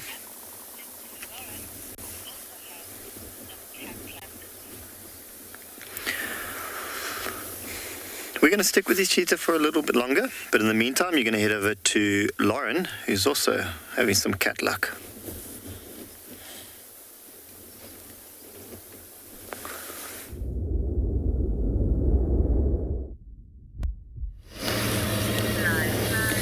Lots of luck, everyone. I have had luck. Look at this. King of his own castle, huh? Now, I'm the only one here, so I'm going to keep my game drive radio up. It's just the etiquette that we have. I struggle to keep up, but if you come this way, the lines are also... Okay, they're talking about lines. That's absolutely fine. But we have Mr. Maribs in the Mulwanini, but on the Torchwood side, so not on Chitwa. The Mulwanini runs from Torchwood into Chitwa. So he's decided to hang out for a little while on the Torchwood side, which is fabulous. A lot of people say Maribs, but it's actually Maribs. It's not Maribs. Little Prince Charming, you are. You know, he's always here. He's never far. Oh, big yawn. What have you been doing, young one? Sometimes when you watch the cats for long enough and they look so relaxed and they start yawning, sometimes you can actually feel a yawn coming on and you think, it's very contagious between species, not just within your own species. He's right up that embankment. It's actually the perfect spot. Probably cool.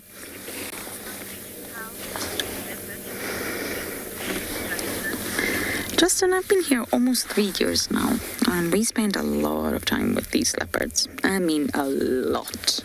I came to this area looking for Maribs. No, where are you going? So he is the one that they do tend to have their little areas, but they all look remarkably different.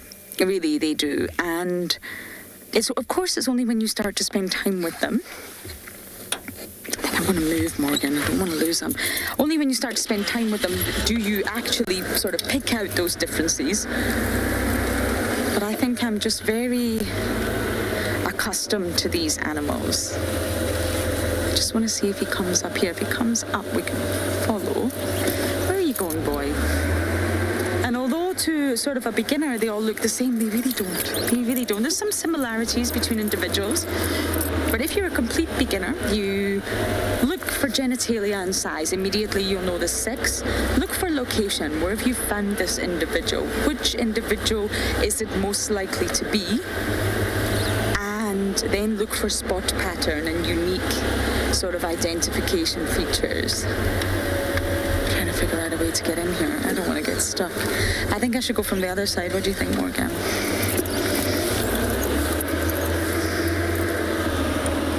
We're going to need a little bit of time to maneuver here. It's gone right into the Mulwanini. We're on Gau Remain, Mulwanini into Chitwa, Mulwanini into Torchwood. What do you think about this? Oh, if I have to call Tristan Dix to get pulled out again, I will be mortified. Okay, I'm going to do my very best to A, not get stuck, and B, find a leopard.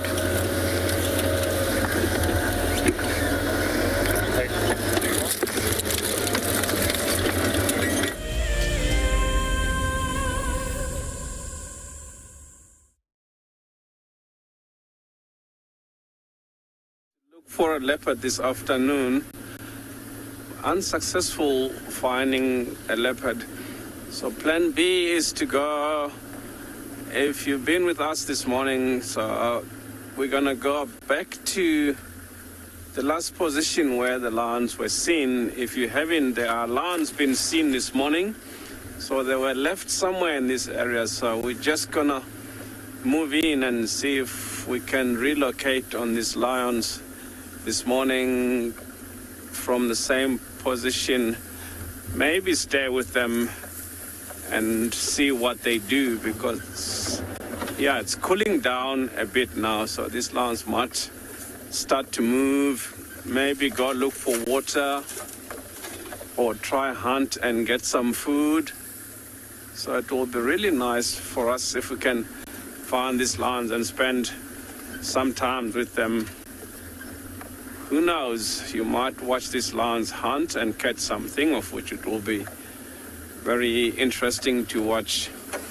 Even if they don't catch anything, to me it's always exciting to see how they do it, the way they stalk, work together as a team.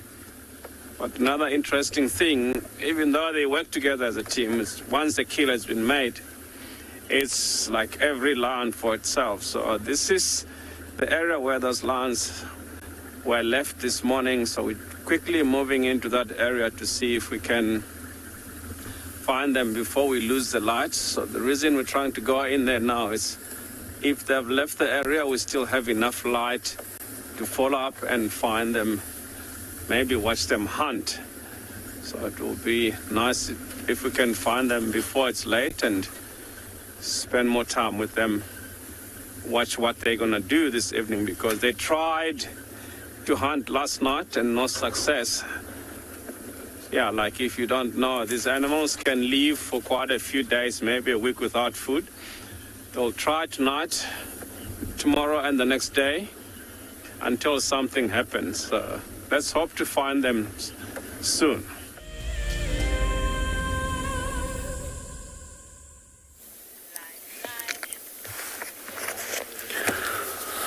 Welcome back, everyone, to andBeyond Phinda Private Game Reserve. Where we still with these cheetah.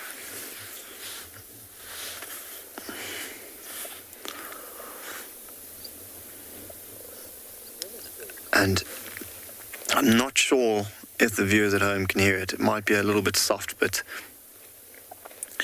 they're busy purring.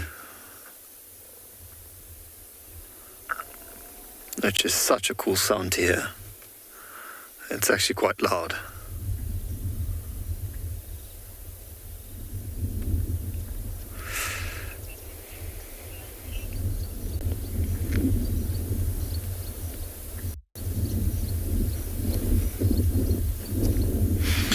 Every now and then they sort of roll over.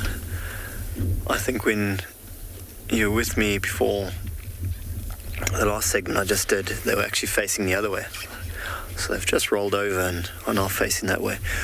You can imagine how uncomfortable it is with those bellies.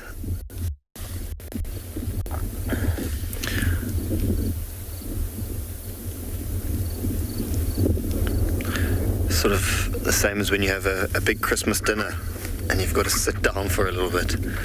You've eaten that much. That's what these two cheetah are going through. You'll also notice how, if you have a look at their stomachs and their chest, how heavy they're breathing. They're just trying to digest all that meat.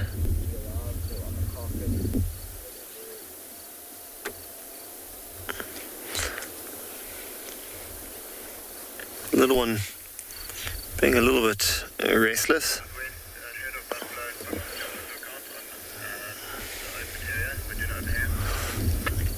If you have a look in the background there, you'll notice how the wind is actually picked up quite a bit in the last hour. That would also be putting them a little bit on edge.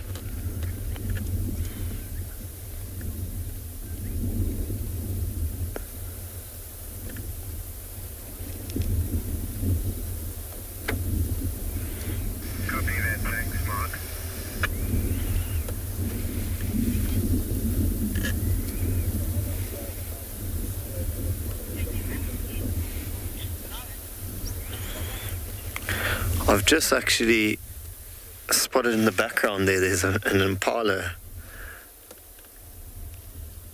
Just walked off there and the cub has actually noticed it. There goes an impala. And it's just got the little one's attention. Might just be more out of curiosity. Oh, there it goes.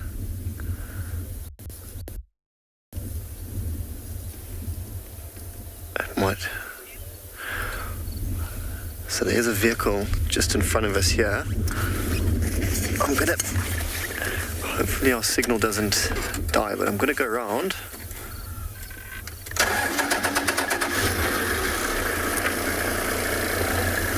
And try over there. There's the cub in front, let's see.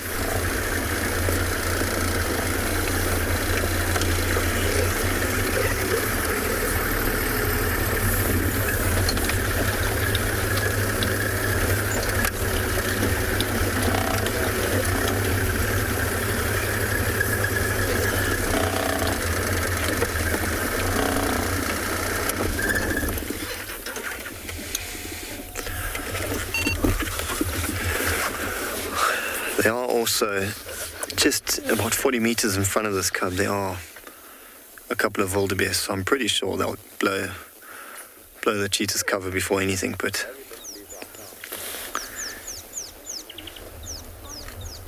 it's interesting to see how, just like any other cat, curiosity gets the best of these cheetah.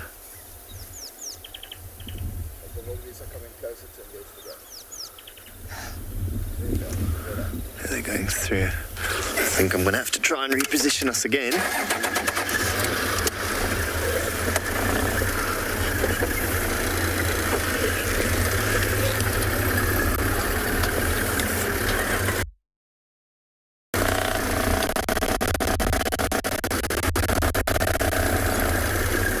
Jared's asking, would the one cheetah be able to hunt by itself? Yes, most certainly.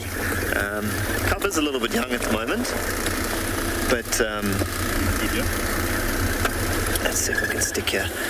But yeah, definitely able to hunt. Probably not something as big as a wildebeest, and maybe a male impala might be a bit big. I'm pretty sure that impala is going to spot them now. Oh, there we go. That just ran off.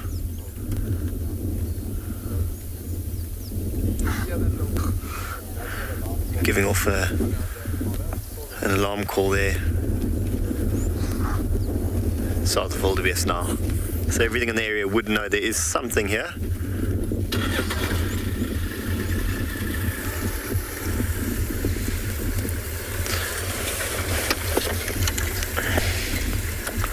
And you can also see the cheetah aren't really stalking anymore. I think they know their cover's blown. Oh, there it runs off. They got the wildebeest also.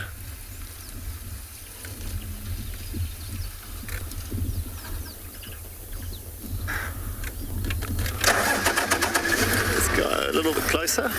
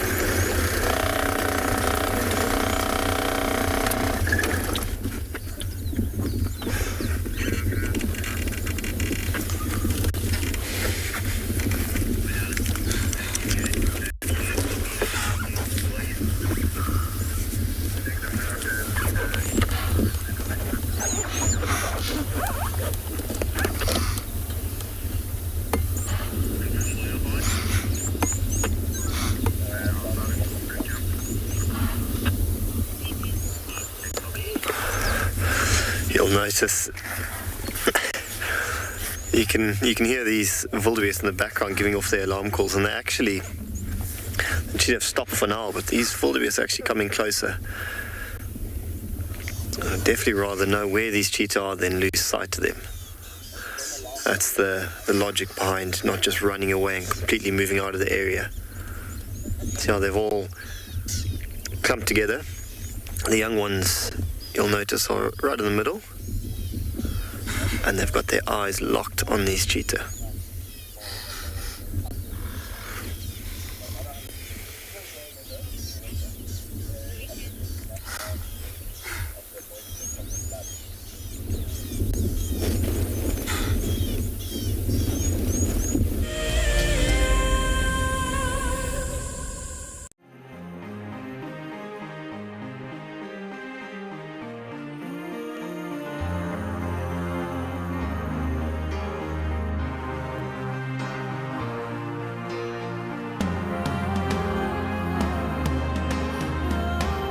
Suspended above Kenya's Masai Mara is a breathtaking lodge where unrivaled service goes hand in hand with extraordinary wildlife sightings.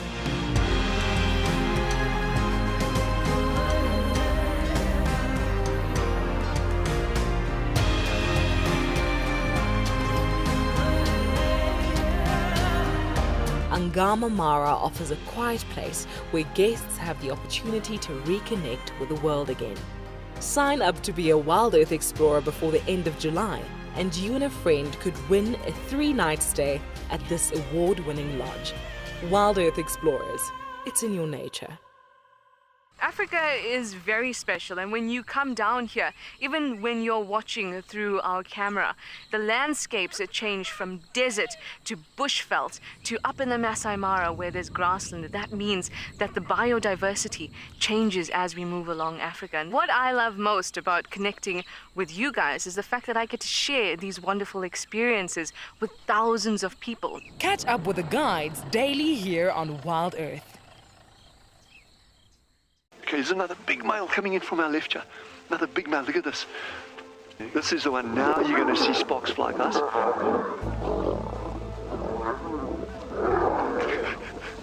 Guys, it doesn't get better than this, eh?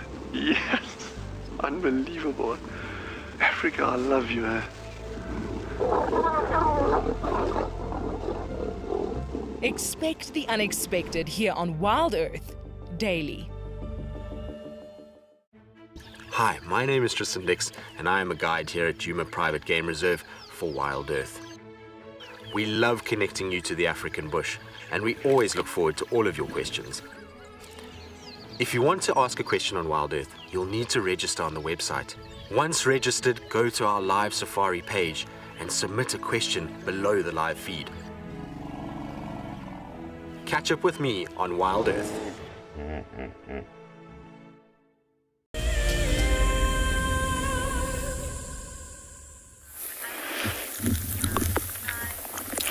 Good afternoon and welcome back to Bushwalk. We're in a fairly open area where we are busy looking at a large accumulation of buffalo dung. It looks very similar to that of a typical cow. We find that it's generally, if we break it open, that it purely consists of grass that has been digested. And the reason why there's such a large accumulation in this area was most likely from a few weeks ago when we had fairly windy conditions and these animals were lying up over here in the open during the nighttime. And the reason why they do that is just to stay safe. It's far safer to expose yourself to a wind chill factor than to go and rest up in thick bush where you can potentially fall prey to animals such as lion. We also see a number of other animal species will also utilize these open areas, both during nighttime and daytime. And I've quite often found on windy days that one of the places where you can go and find lions are quite often in these open areas. Lying flat down in a distance, you'll normally spot them.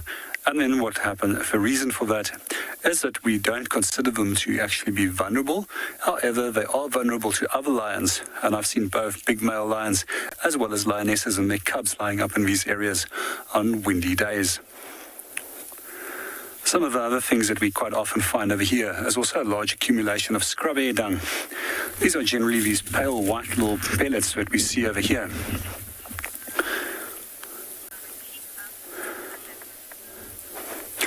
We're going to continue our walk and go and see what else we can go and find. Let's go and see if Lauren is keeping up with a leopard.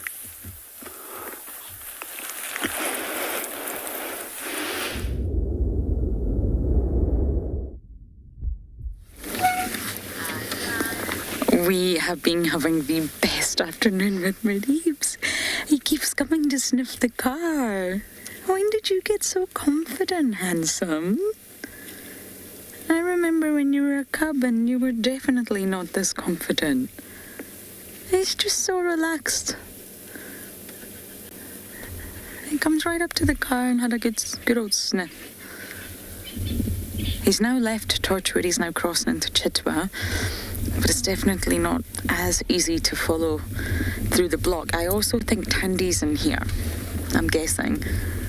But I think she is. So we'll do our very best to keep up with them. But I like to give them just a little bit distance before we turn that engine on.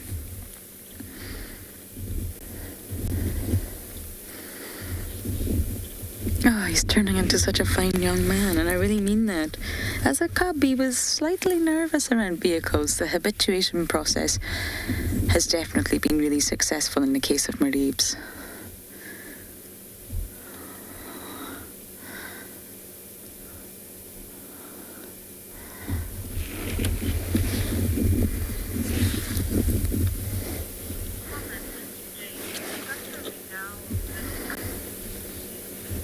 Yeah, such a regal little prince. His tail's twitching. He's just so, he's adorable. He's tiny, to give you a sort of indication of size. He's starting to get really big in comparison to Tandy, but for a male leopard, he's still very, very small. You know what, Morgan? Let's just get a little bit closer, but he's clearly watching something. I'm not going to block his views or anything. It's obviously a lot easier to follow a leopard in winter than it is in summer, that's for sure. But such a regal little prince indeed. And Tandy's suffered loss, but the sort of cub she has raised to independence. Oh, look at that tail. Look at that tail. He's chuffing. No. What is it? Are you going to come back to the car again?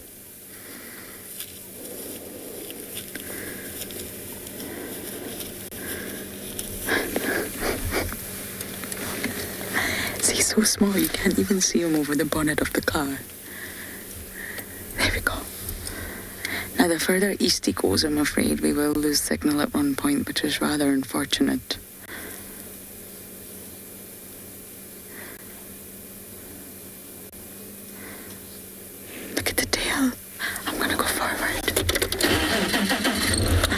Tandy's nearby.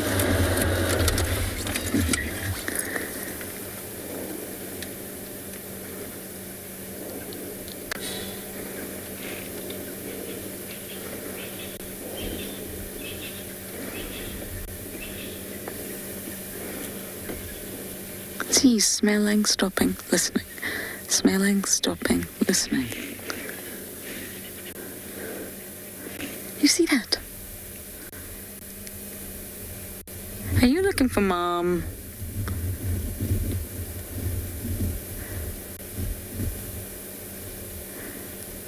I think he is.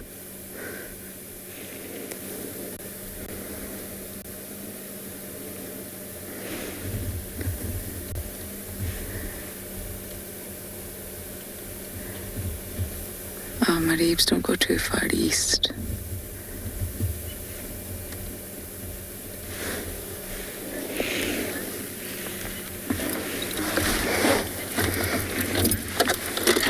Alison, I'm not sure how old you think Mareebs is, but he's nowhere near independent yet. He's nowhere near independent. He is... I did this calculation just the other day. 1 year, 4 months. So normally the male cubs stay with Mom until about 2 years. So believe it or not, Alison, he's got a long way to go. And the sort of theory goes, it's not been scientifically proven, but the theory holds that males stay longer with Mom than females do because they've really got to venture out into that big bad world against all the big dominant males and prove themselves. Whereas females, I mean, really, they just get a section of Mom's territory and they sort of live the good life. And that's the theory. Because males have it a lot tougher in terms of establishing themselves, they stay with Mom a little bit longer for more protection and to get stronger. Tandy gives him food, Alison. Or should I say he steals Tandy's food? But he's got a long way to go. We will see Mareebs and Tandy interaction for some time yet. I can see him. I'm just worried about how far east he's marching.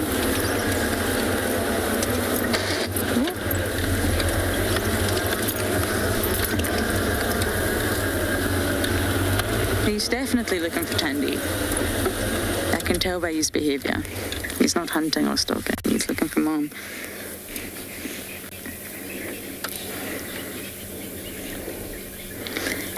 And it's a lovely relationship the two of them have got, and they really will stay together for some time yet. But it's not every day. They naturally separate. They come, they go, they reunite, they separate.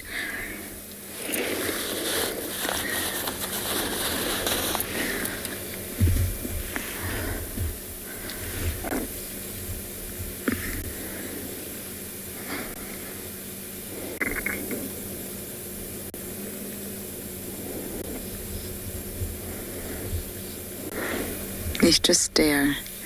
Don't want to turn my engine on right now. I want to see what direction he goes in. He's going to pop out. There you go. I'd love to see them, two of them together in this light.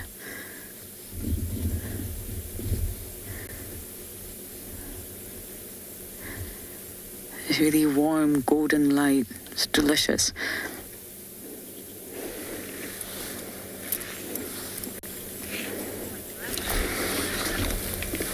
Okay, I'm going to try and follow Mareebs for as long as I can. But for now, over to the leopard whisperer himself.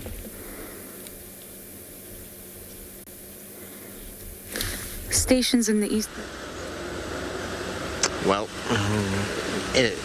envious is probably a good word for Lauren spending time with Mareebs. It's been a while since I've seen him, so I'm looking forward to seeing him. I'm sure we'll catch up at some point.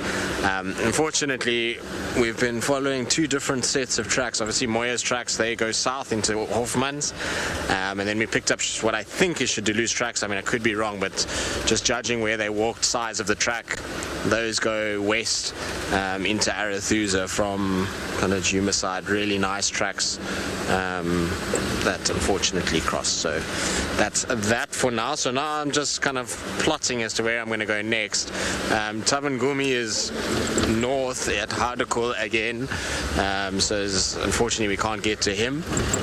The Talamatis are also on Buffelshoek and no signal zone, so that's, I'm afraid, also not an option. So I don't know really where I'm going to scratch now. I kind of did a loop around where I thought maybe Tingana might come out from yesterday, but there's no sign of a male leopard coming out of that block at all. And you know, even if he had made a kill, he should have come out for water.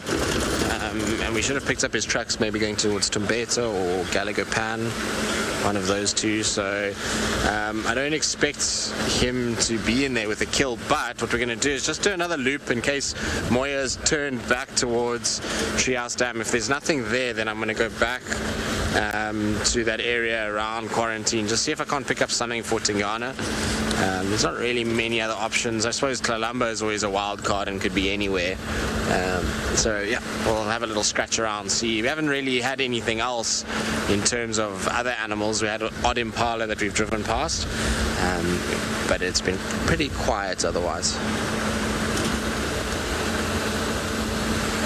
Jack, my name, you're asking if leopards contact call. I think that's what the question was. Yeah, they do. So they have quite a few different ways of contact calling.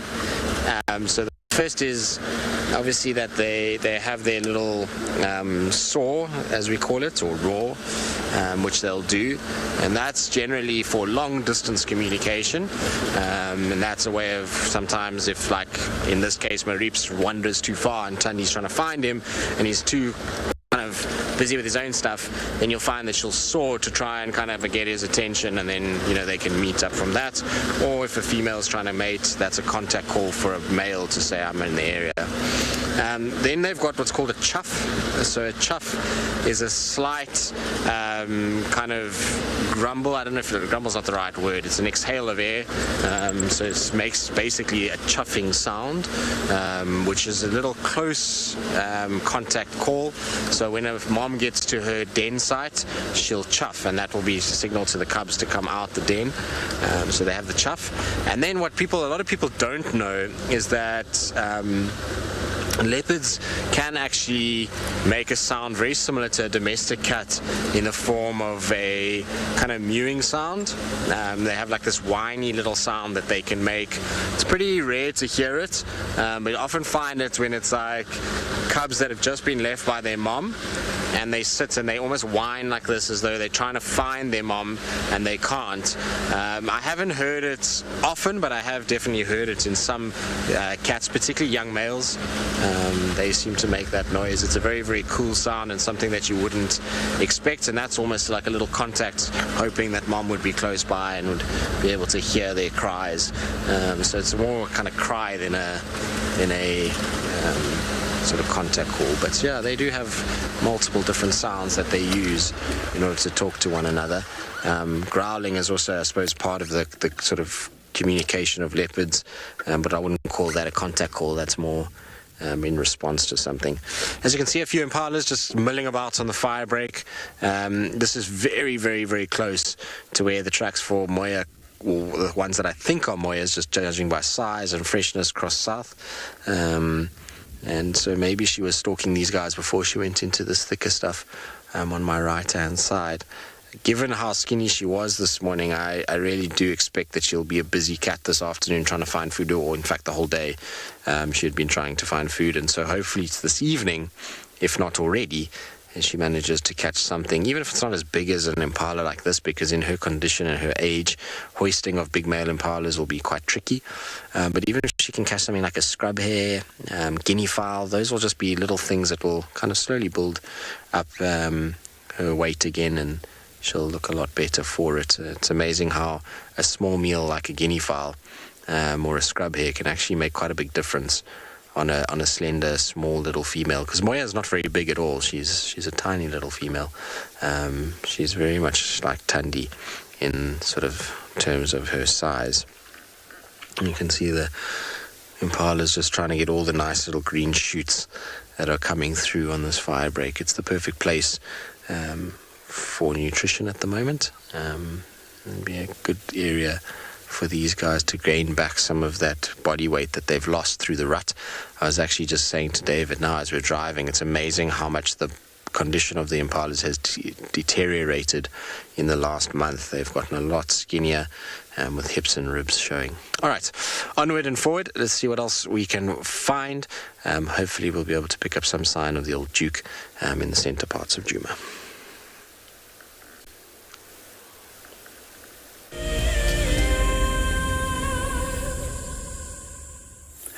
Good afternoon and welcome back to Bushwalk. We've just been walking through an area for quite a while. That's not a very productive area.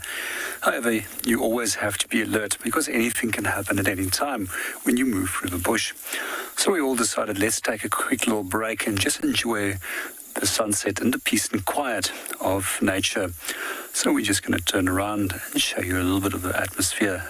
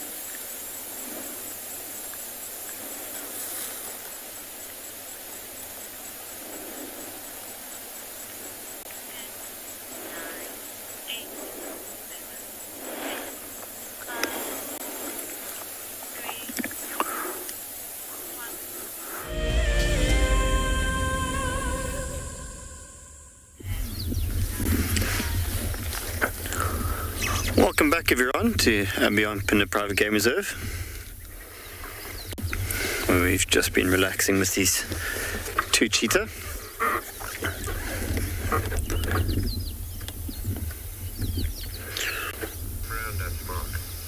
About 5-10 minutes ago there, the daughter, the younger cub, the one we are now, tried to sort of half-heartedly stalk an impala. It didn't last too long. The wildebeest also spotted it, gave an alarm call, and so did the impalas. But classic cats, curiosity got the best of both of them.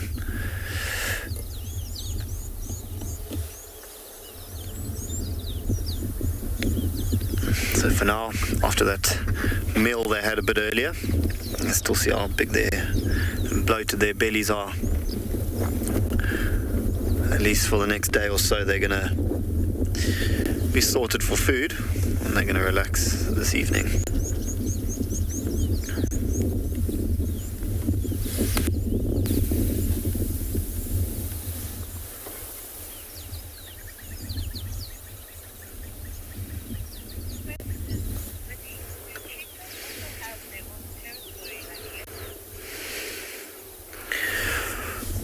Winnie's asking, do cheetah also have their own territories like leopards? So the males will. The males have territories, but not so much the females. The males will have pretty well-defined territories with boundaries, where they'll do a lot of scent marking, the same way leopards would do. But the females not so much. They would move in between territories, male territories. So they are non-territorial.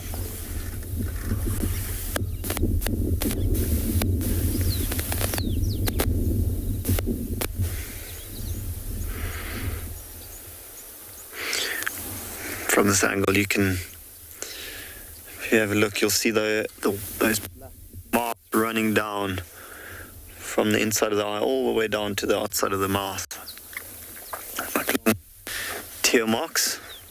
And those serve the same purpose as what an American footballer or a cricket player would do when they put sunscreen underneath their eyes. Or at least it's one of the theories. It helps with the glare. Cheetahs, being more active during the day, have to deal with a lot of that glare from the sun. So one of the theories is those dark tear marks help with the glare from the sun.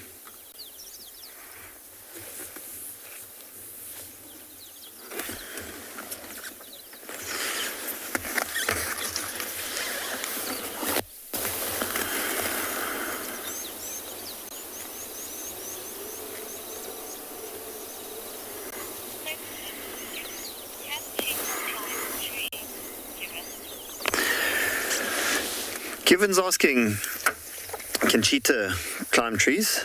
They most certainly can.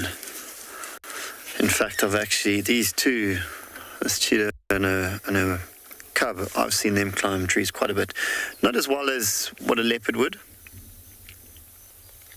but they definitely are very capable of climbing trees.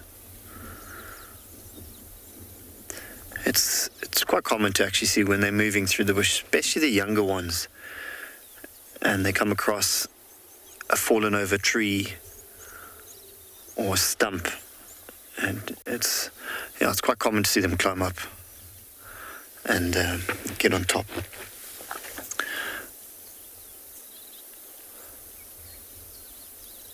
With doing that, they also do like these open areas, but especially if there's a big termite mound in the middle. They'll go right to the top of that termite mound. It gives them a nice height advantage. Oh, they just rolled over. A nice height advantage so they can get a good view of the surrounding area.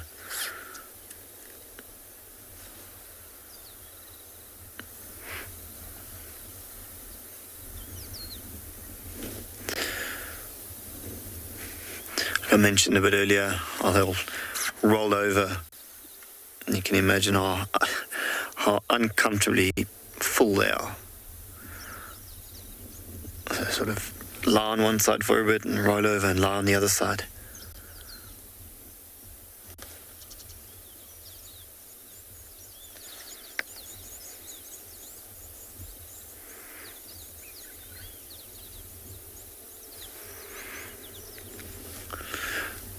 Also, only a moment ago there was a couple of vervet monkeys off to our left that had spotted the cheetah and were giving off alarm calls. They seem to have gone quiet now, and so have the wildebeest that were there earlier. They've also run off, moved into a different area.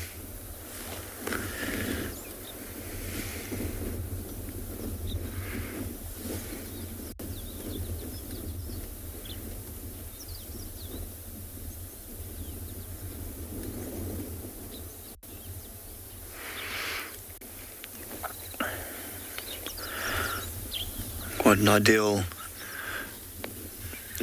area for these two cheetah. Off to our left is a little bit of a watering hole, a little pan, and off to our right the hill sort of slopes down. They've got a bit of a height advantage, and it's quite open also.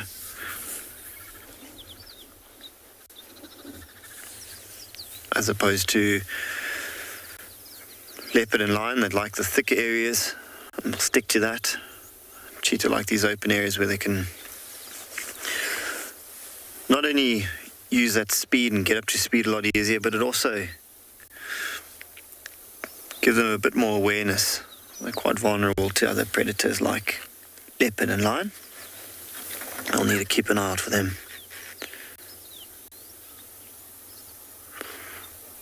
Look at those beautiful amber eyes.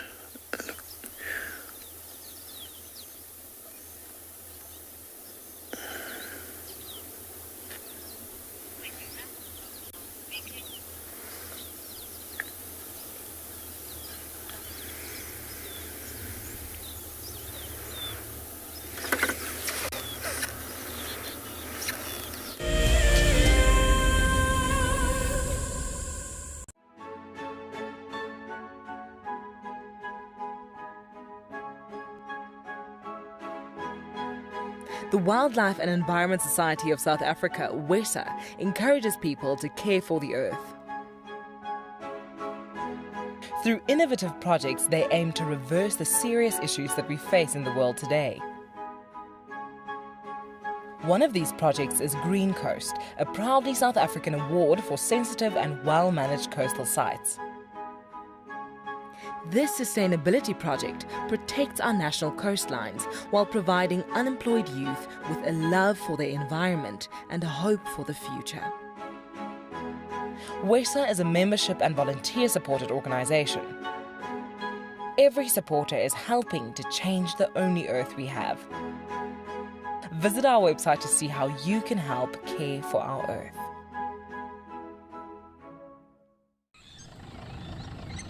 My favourite animal is a leopard, purely because I just think they are just the epitome of feline grace and power, and the way they can move about in any environment and remain hidden until they want to be seen, I just find incredibly intoxicating, and they're amazingly beautiful.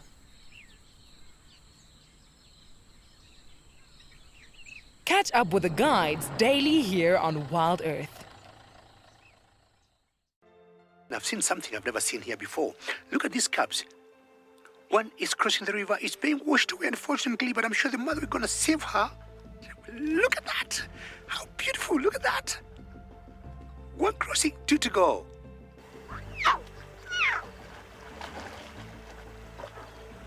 How cool is this? Expect the unexpected here on WildEarth daily. I'm Nikki here at andBeyond in Ngala in South Africa. I love getting questions from viewers about all the small things within the environment and how it all is integrated with one another. If you want to ask me any questions, please simply register with the WildEarth website, head across to the Live Safari page and then post your questions there. I'm looking forward to chatting to you on my next WildEarth drive.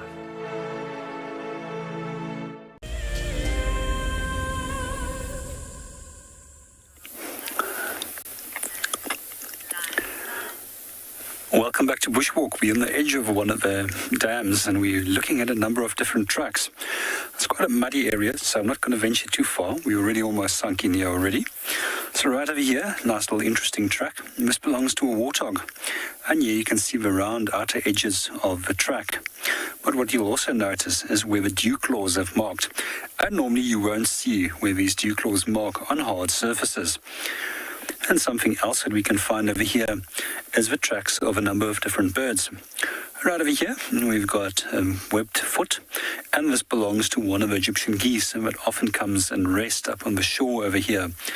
And then here, another bird that we quite often find, 1, 2, 3 toes pointing forward, and no hind toe, and this belongs to the blacksmith lapwing. A nice broad foot creating a large surface area, which prevents it actually from sinking into the mud when it does walk. Just like for web foot, it also produces a larger surface area, but it also has additional benefit that it can be used to pedal itself through the water. Right over there in the distance, that's where our Egyptian geese are at the moment.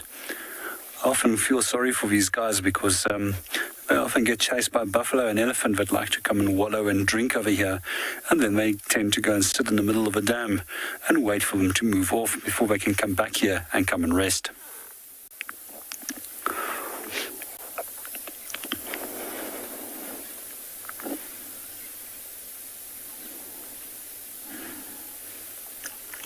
Before I get stuck here, let me just get out and let's go and see what else we can go and find.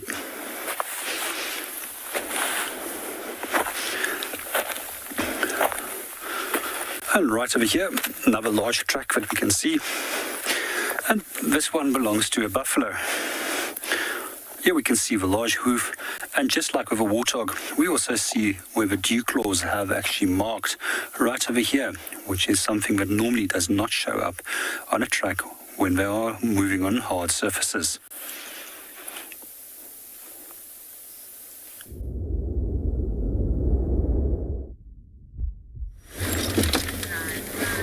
You will not believe it, everyone. We lost Marips and we found Tandy. I knew she was here. I knew it. We're the only vehicle in this sighting, so it feels really precious. And he did the toilet. She came to that exact same spot to smell it. She's following him through scent, everyone. This is just remarkable. Something that sorry, that's my big fat head. Something that we can't do. She's looking for him, he's looking for her. They're in the same area. They're going to reunite. This is exciting. This is exactly what I wanted. But I need the golden light to stay. Morgan, let's follow, because as we know, Tandy is a very easy cat to lose. But they're both here. They're both circling this area looking for one another. Oh, it's amazing. She was really smelling his feces, and I know that doesn't sound nice, I know, but she's smelling him. She knows it's him. She knows it's her son.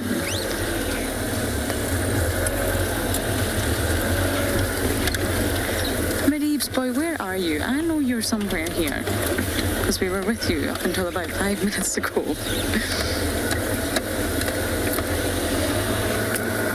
Tandy's here. We've still got visual. He's going to come bounding out to greet his mum. He is going to be overjoyed. But you see what hard work it is for mother and offspring to find one another. It's not simple. A lot of chuffing, a lot of smelling, exploring. They don't immediately just find one another. Sorry, everyone. Okay, Tandy's just here.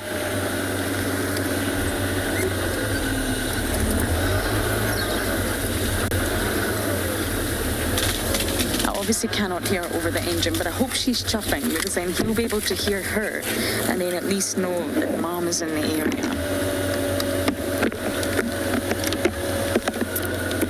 I'm sorry.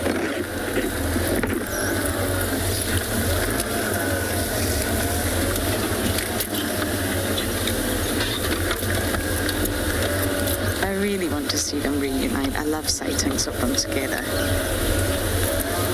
Especially when they've both been looking for one another.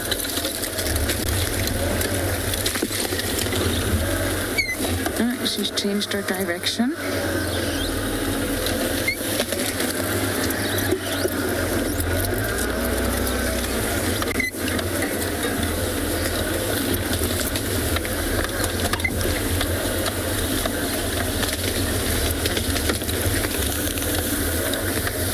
Sonia, you love it when they reunite too.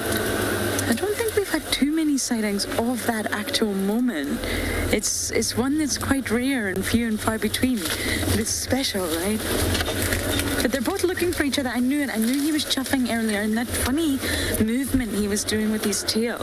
He's seeking mom. She's now looking for him.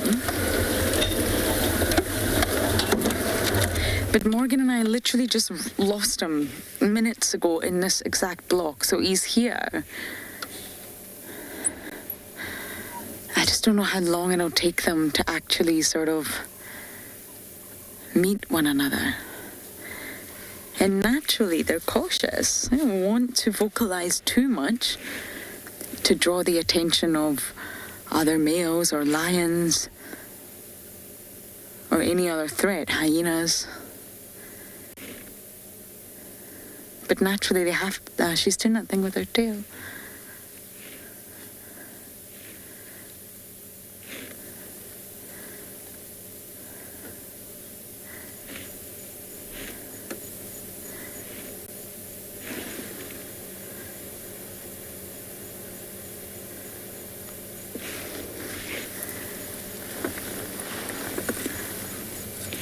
The only thing is, she is moving in a different direction from what we had him, but of course he could have moved.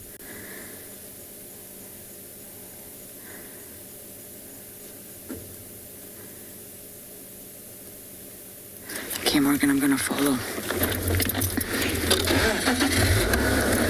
Normally these leopard sightings... Oh, I've got a big passenger. A big stick under my car. These sightings can get really busy, but we're the only ones here.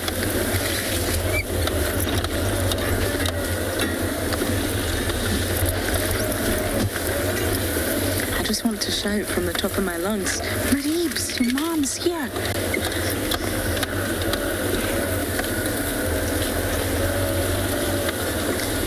Leah, Tandy doesn't sleep in a den, and it's Mareebs. Miss Gwynnie.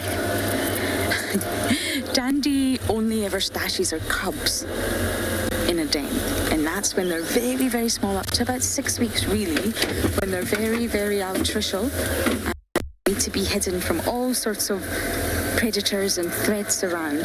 And then once they reach that age where they can get mobile and follow mum, that's what they'll do, and she'll just leave him at various different parts across the reserve. It won't just be the one den site anymore. But Tandy, last time she slept inside a den, it was probably when she was a cub, which was a very, very long time ago. They don't use dens sort of in the same way that hyenas do.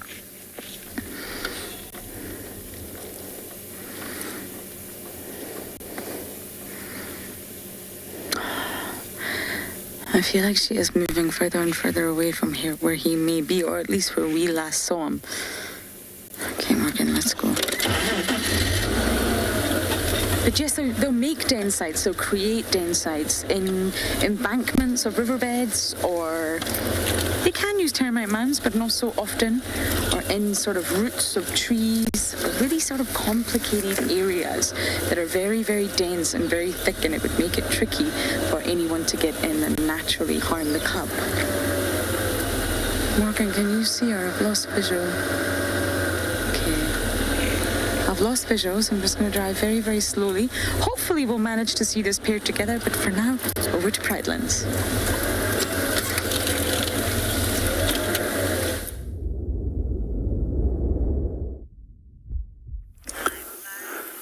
Welcome back to Bushwalk. We're just about to enjoy the last little bit of sun before it sets.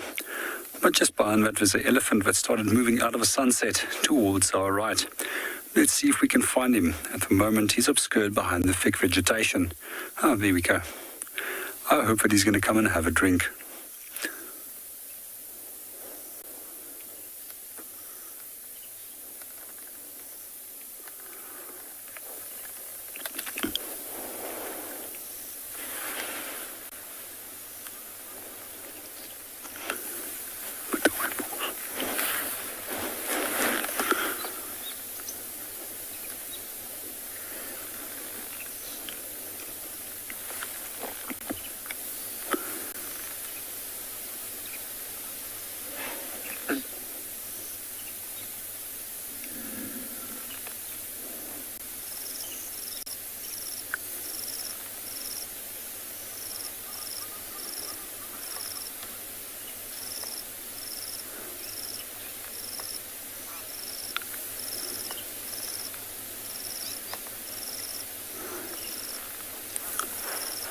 At the moment, it looks as if he's more interested in snacking than drinking.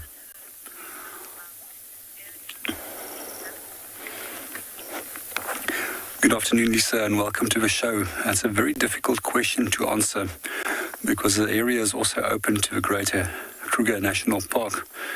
If we think of a Kruger National Park itself, it's some 20,000 square kilometers or 2 million hectares. It's roughly an area that's 360 kilometers from north to south. And then at the western border of that, there's a number of different smaller game reserves, of which we form part of. I know for the Kruger National Park alone, at one stage, there was an estimated 17 to 19,000 elephants alone. So it's probably safe to take a guess and say probably 25,000 elephants for this incredibly large area.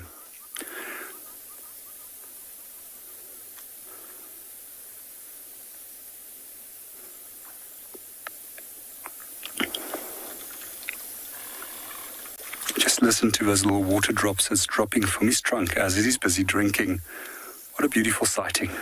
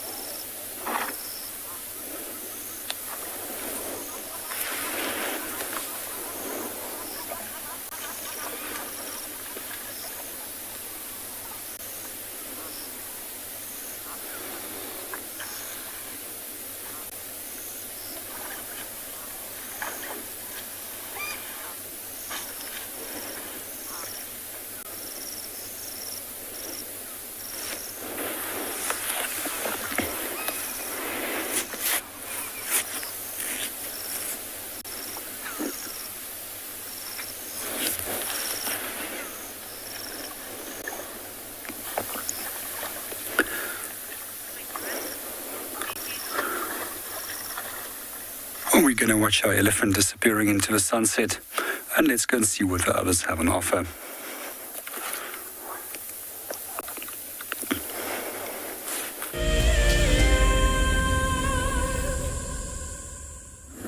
Yeah, still unlucky with those lions, but we still have hopes that we'll find them. Otherwise, this morning both the two roast males were with the pride, of which we're hoping, because the sun is about to go down, getting late, to go down on foot and track these animals. We're just going to drive around and hope to find them walking down the road, because as soon as the sun goes down, they'll start to hunt. Or else, those males might roar for territory. It will be a very good giveaway for us to quickly go in a direction where we had them roaring. So easily find them if they can do that. And it's also going to be nice if they start to roar, we might find them and sit and watch them roar, because it's not very often that you'll watch lions roar while you're there. Normally you'll hear lions calling from a distance, but not to watch them do it while you're there. Unless those females started to hunt early, may have left the males behind with the cubs, of which hopefully, even if they find something, some of them will stay behind with the cubs, and then one or two will go back to where the cubs are and bring the cubs to the kill. Who knows? It might happen not too far from where the cubs are, of which that will be a bonus for the cubs, because they don't have to walk a long way with adults. So that's what the lions will do sometimes. They'll leave the cubs behind, go to hunt, and then if something happens, some of them will stay, guard the food, and some of them will go back and bring the cubs to where the food is, because they can't all of them leave at the same time, because hyenas might steal the kill. By the time they come back, the carcass will be gone. So that's what the lions will do. We're just going to carry on and see if we can find these lions or hear them roar.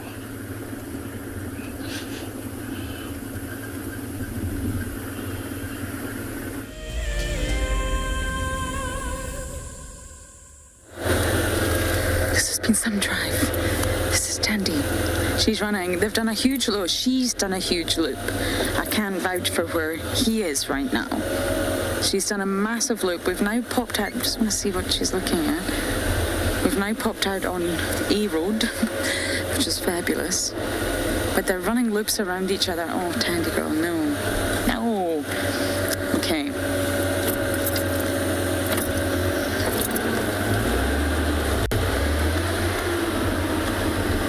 When Tandy runs like this, you got to make a call.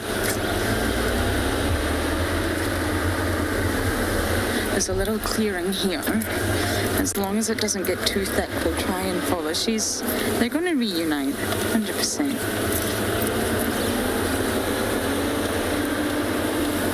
I can see her.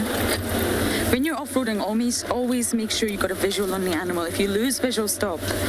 Stop and try and get visual, or try and listen, or use all of your senses. See, she's crossing. Don't worry, Morgan, we're going to keep moving. And make sure you know exactly where that animal that you were following is before you just bash on in.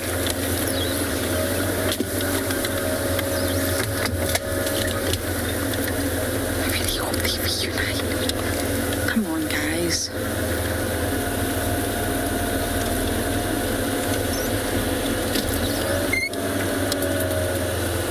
You see how Tandy just disappears into the grass like that?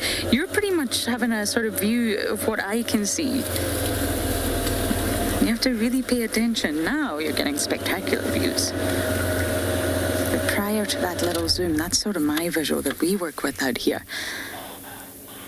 Why are you moving so slowly, Tandy?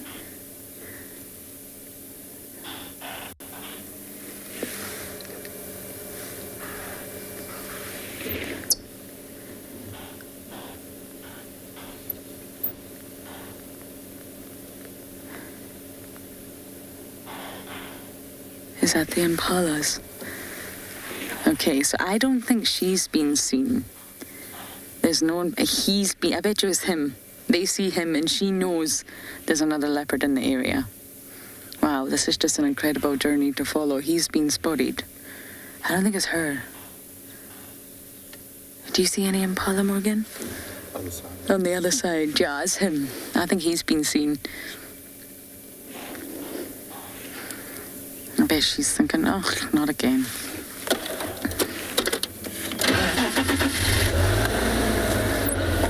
I think that's the leopard's least favorite sound. The snort of an impala, because it means game over. I'm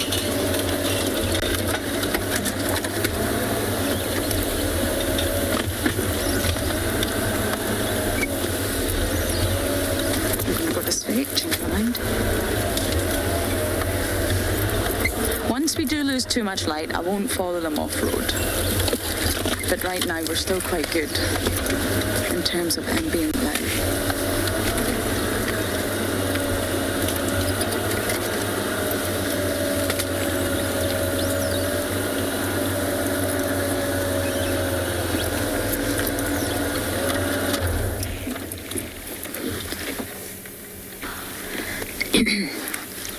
Sorry, everyone. I had something stuck in my throat for quite some time.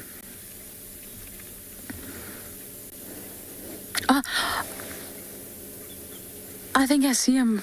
There's a leopard running right in the distance. I think I can see him. Straight ahead. He was running about here next to the sort of orange vegetation. I think he's long gone, but he was there. They're going to reunite. She knows where he is. Okay, let's follow.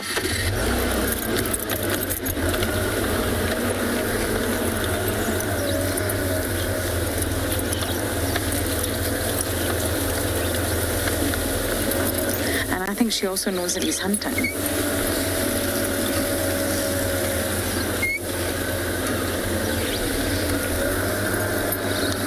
He was just running this way. But we're going to follow Tandy for now.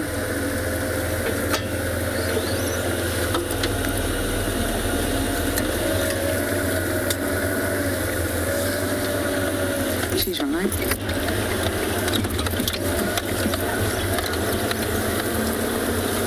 I don't know if you would call this running. It's more a light jog for Tandy, but she's on the move.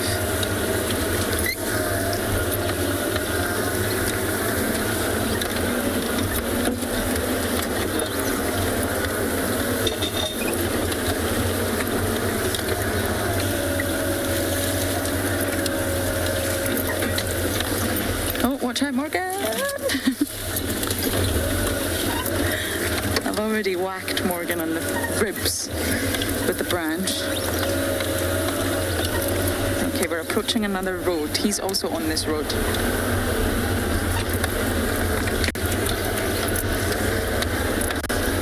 Or he was at least heading this way.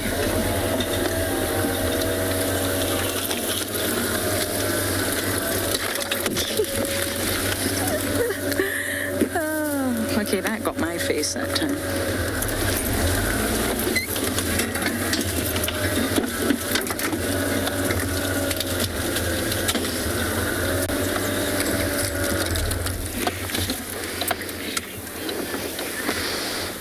And if you're crossing fingers that they reunite, and they will, 100%. It's just whether it's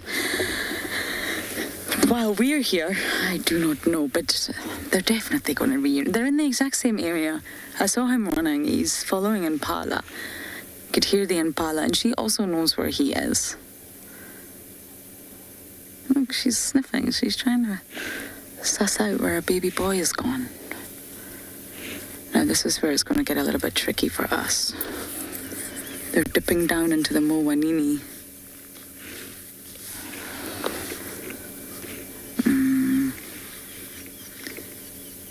Okay.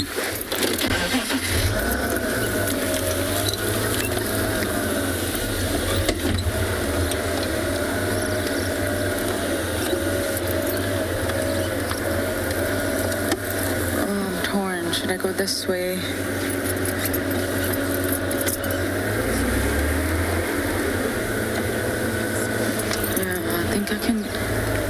if we go this way, I think we'll be able to get a better visual of her and see where she's heading.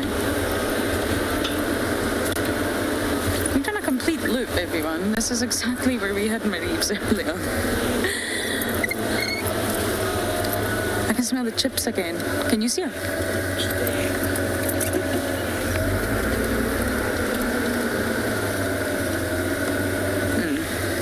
We got in here.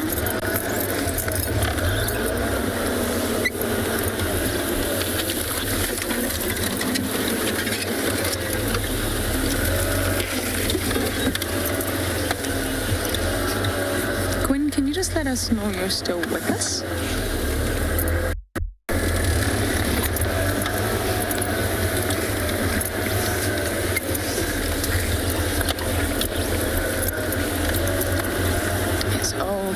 I'm going to do my very best here, everyone, to keep up with this pair.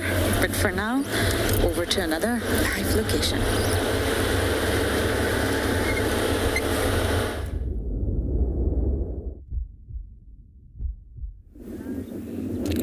We at one of the dams here at Tswalu.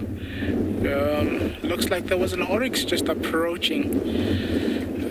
Still hoping for those lions, but with general game approaching like this, there's minimum hope that there would be around here. Wind is starting to pick up again. The sun is just touching those mountains and just going behind. Oryx is still in doubt of whether to approach or not to approach. Give it a bit of time and see. It's not often that you actually get to see them drink, so it would be very, very wonderful to actually see it come drink.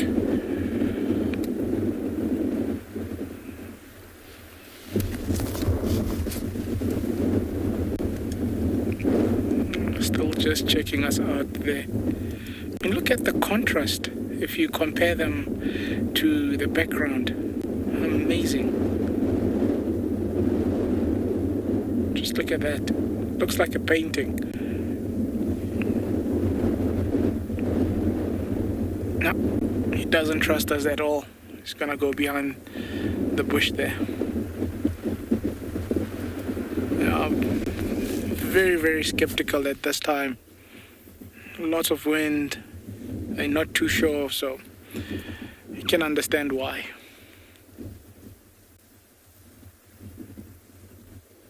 Just gonna change a bit of angle and see if we can see on the other side of the bushes.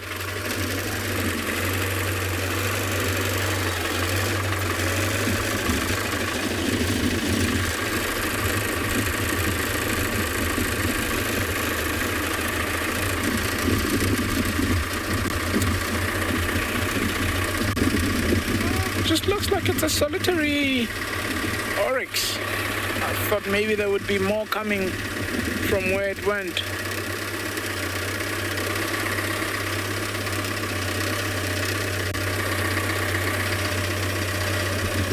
Yep, just a solitary animal.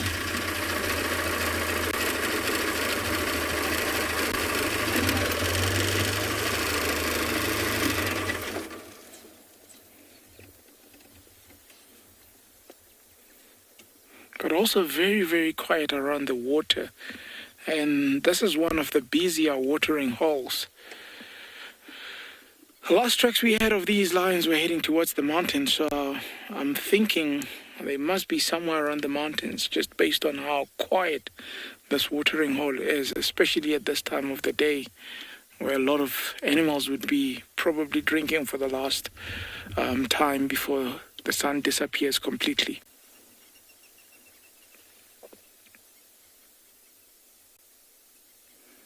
And off goes the oryx into the distance also.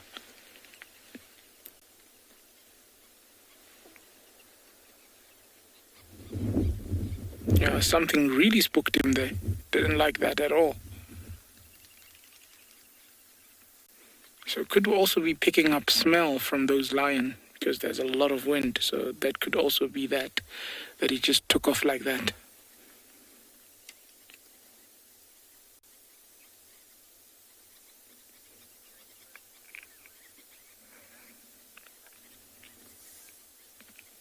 So let's see, give it a bit of time. It's all about patience out here. But the behavior and everything tells me something else.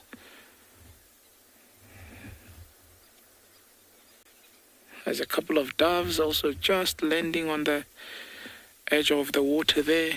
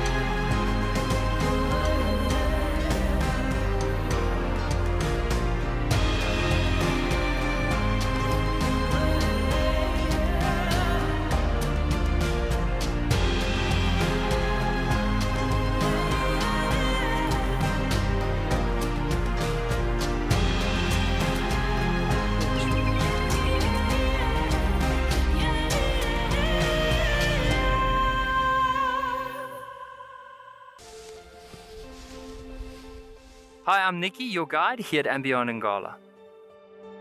So my favorite animal in the African bush definitely has to be the zebra. Because like people, with our fingerprints, every single zebra has a different stripe pattern. And, of course, a group of zebras together is called the dazzle. How unique is that? Come and join me or one of my colleagues here in Ngala for a sunrise and sunset safari on WildEarth.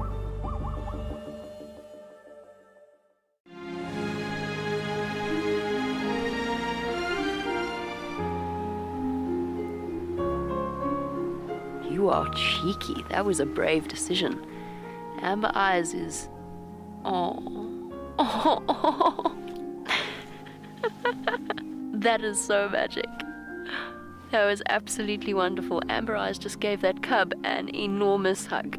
Expect the unexpected here on WildEarth daily. My name is Ross and I'm a field guide at andBeyond Phinda Private Game Reserve. I love getting questions from guests on WildEarth because I love sharing and learning information about nature with new people, and it also makes me feel like you're all joining me in real life.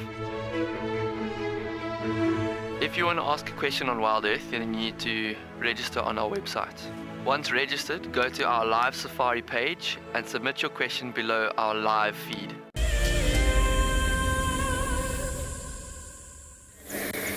Morgan and I are seriously melting here right now. Tandy has just curled up into the cutest little ball in this sort of crack on the embankment of the Mulwanini and just falling asleep.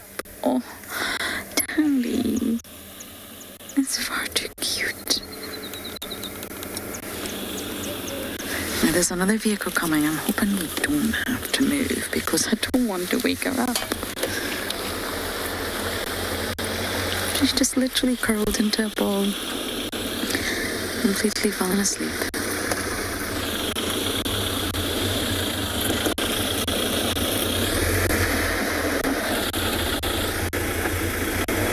Oh dear, Tandy. I think we may need to move. Someone woke you up. It's Herbie. Herbie woke you up. We forgive you, Herbie. It's okay. Maribs is also here somewhere. Yeah. Isn't that just sweet? And that's exactly the sort of hidey holes that leopards do find during the day. And this one's extremely obvious because we've been following her. And it's on Gowrie Main. But that's all a leopard has to do when it's resting. Just find a little nook, a little cranny, a little patch of really thick vegetation and fall asleep. She's exhausted. Oh, is that a big tick? You see that, Morgan, on the back of her left ear? You see that? That's a tick. That's a big tick.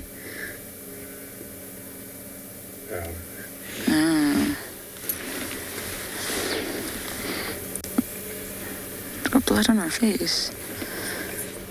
That possibly means she has snacked on something fairly recently.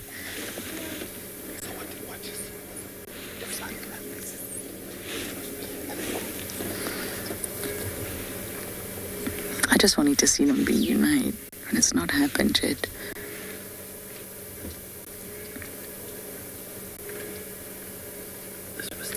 He might also be able to smell his mother, remember? It'll work both ways. Because when we first saw him, that sort of rapid movement he was doing with his jaw, he was actually chuffing.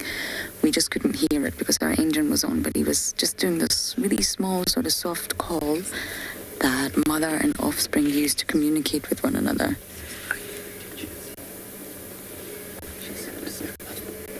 And we call it chuffing because it sounds like a really small chuff.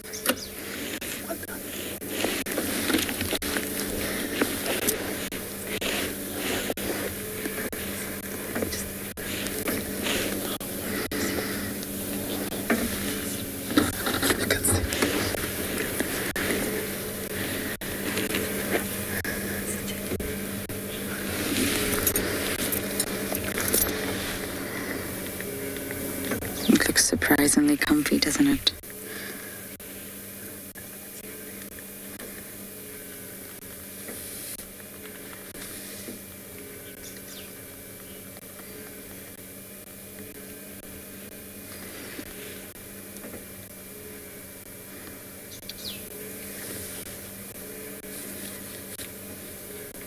This actually, I always talk about Tandy's size, and this actually gives a really good indication of how small she is, I think.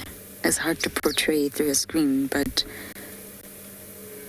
she's very petite. Morgan's giving you a nice wide view of actually how tiny she is.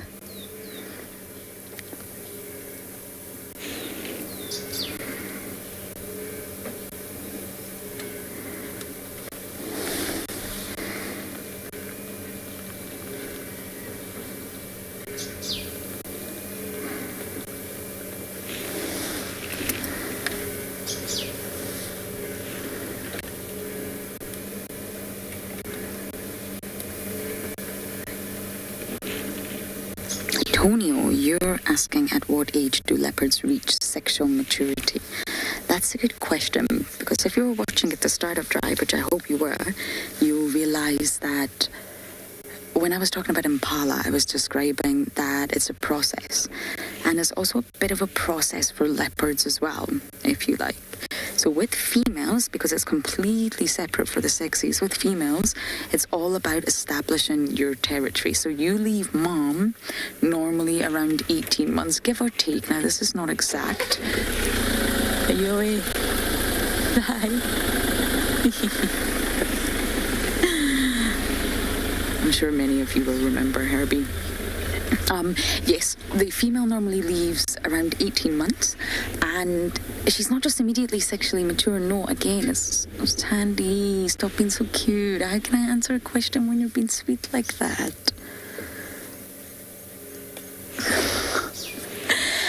And again, it's all about cues, environmental cues. So she's got to establish a territory. But before establishing a territory, she's got to figure out a territory. She's got to sort of figure out who's the neighbours, who's the enemy, where is mom? Okay, mom's to the east. I've got Shadula to the west. I've got Sabui to the south. I've got Luna to the north. Okay, I'm going to take Djuma. Once she established a territory and starts to become territorial, she goes through a biological hormonal change. Once the hormonal change takes place, she naturally will come into a full estrus. Sometimes a pseudo-estrus happens first, but then it's a full estrus. And once she comes into a full estrus, she's got to mate. Then only once she mates, she can reproduce. So normally for females, they're sexually mature around 3, and then on average, their first litter is around 4. But this depends on a whole number of factors. It's not the same across the board. And for males, it's normally quite similar in terms of sexually maturity. It's normally around 3. But for a male, they're not going to get to mate, really, until they're a territorial dominant male, which normally, give or take, around 5. Males leave mom around 2. But it's a long process. Look at Tavangumi. Tavangumi's well over 3 now. And biologically, he could be sexually mature, but who's going to mate with them?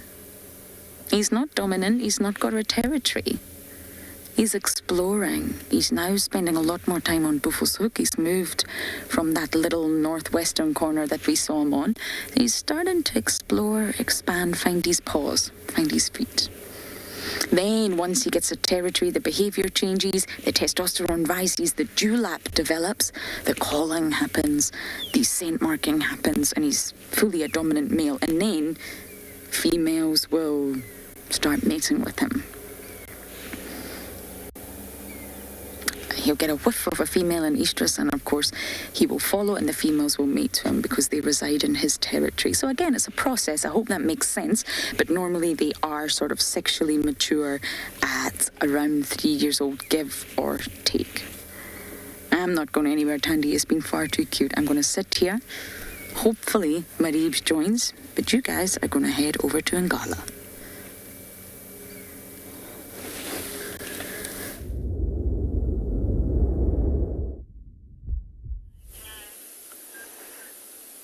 Wow, this is a real African live safari bush. As you can see, we just got on this beautiful waterhole just after sunset. As you heard that rumbling noise that sounded like thunder, but it's not. That's where the elephants talking to each other. As you can see, they just finished drinking water from this beautiful waterhole. They're all moving away in single file from this waterhole. They might as well graze and browse in the direction of another waterhole, or circle around and come back to this area because it's getting drier every day. So these animals will eat a lot of dry food. Because of that, they'll need a lot of water to flush it out. So that's why they'll take about 180 to 200 liters of water per day. So they'll need to drink almost twice or 3 times a day. As you can see, a head of elephant is always mixed with fully grown females, young ones of different ages. If you look at the back, these are all the bulls that are lagging behind because they don't have to be really always with the head. Even if they do, the bulls sometimes will lag behind and follow the head, catch up, maybe spend some time with the head for a couple of days and go off again. As you can see, it's slowly getting dark, but these animals won't stop feeding and they'll just go over and find more and more food. They'll feed for like 14 hours a day. As I mentioned earlier, they have this poor digestion system, of which most of the food just passes through their stomach. That's why they can defecate like 100 kilograms of dung per day. So that's a lot of manure. As you can see, they're slowly moving away from this dam, but they're not very...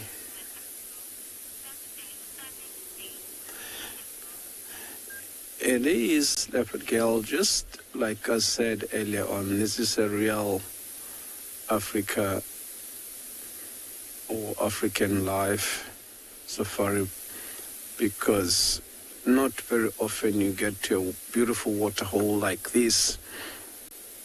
It's like we just made an appointment with these elephants to be here at this beautiful time of the day, but definitely didn't. This was just by luck. We got there exactly at the right spot, right time. As you see, if we got here maybe 5 minutes later, there was no elephant. So we were very, very lucky to get here exactly at the right time. Yes, it is really beautiful. You can just sit here quietly and look at this water. As you can see the reflection of this sky in the water, like how beautiful that is. Unfortunately, it's getting a little bit dark. You were going to be able to see a beautiful reflection of that elephant in the water, but now you can just see it, but it's not as visible as it was going to be if the sun was still a little bit higher. But still is beautiful. As you can see, it's just moving gracefully. Yeah, we're just gonna move on and see if we can find the lions and go over to Tristan and see what Tristan has found for us.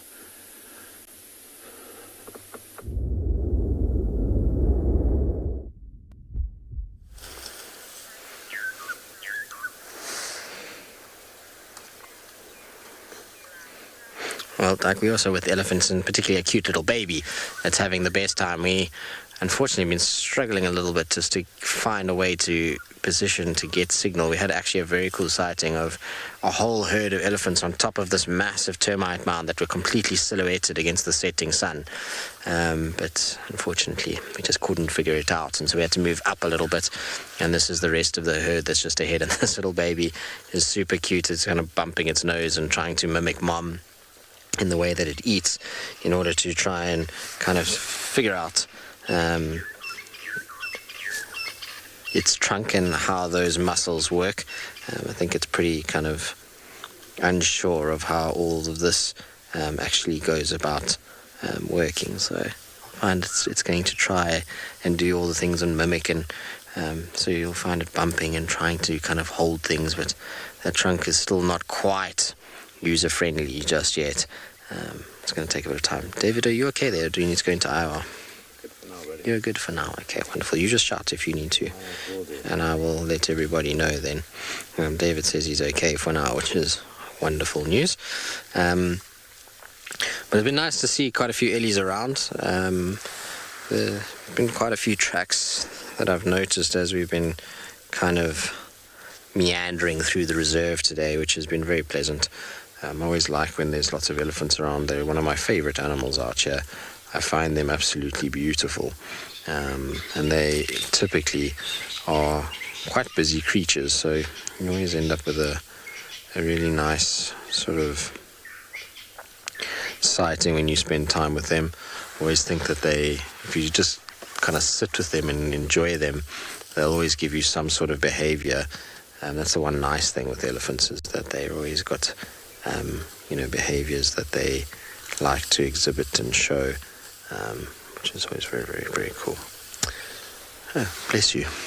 She just passed wind. That's not necessary. We don't need a radio blaring in our ears, so let's turn that off. Not much on the radio. That's accessible for us anyways. Might as well just keep it down for now. Nice just to sit and listen this time of the day. This bird's just starting calling, and the Ellie's feeding. It's very, very, very cool. BI, do elephants sleep during the night? Excuse me. So it's quite interesting. I always was of the opinion, and generally had read and been told, that most elephants' herds, you'll find that young ones and sub-adults tend to lie down, with the adults being a lot more sort of upstanding and feeding during the nighttime. But when we started to doing some nighttime droning a few years ago, what we were finding is that early hours of the morning, so 3 o'clock in the morning, 3:30 in the morning, the whole herd would often be lying down. So every single member of the herd would be flat and sleeping. And so, yes, they do sleep during the night. And when you're this large, I suppose you can afford to. The only problem with that they have is that because of their digestive tracts and the size of their bodies, is feeding means that they typically can't lie down for long periods. They still need to kind of keep this body going. And so short periods of rest, of lying down, is probably what happens during the night. Okay, David is going to go into infrared now, everybody. So in 3, 2, 1, there we go. And so, yeah, they do kind of have periods of rest, but they're not nearly as long as, let's say, what lions would rest for during the day, or even a leopard. Their periods are slightly shorter, but it was fascinating to see how the whole herd would lie down and everyone would kind of just position themselves. It was almost like a little sort of pile or cuddle puddle of elephants as everyone sort of positioned themselves right next to one another. You can hear she's just breaking the tree a little bit at the moment. Elephants actually are quite nice in infrared because they stand out so much against the background. They're so dark in comparison to the lighter vegetation that they actually work quite well.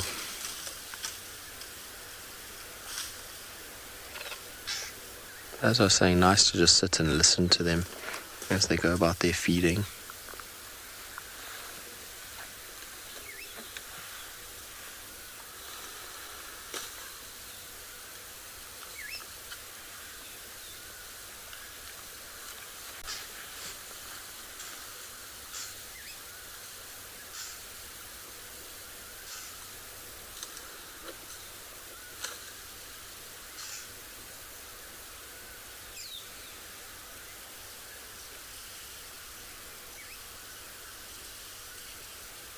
I must admit, this particular herd is actually incredibly relaxed. When we were trying to kind of position and find a way to get signal, I mean, we moved around a little bit, and none of them even missed a beat. They didn't move out the way. Even the little ones were quite happy just to kind of be around us. It's quite nice to see relaxed herds like this.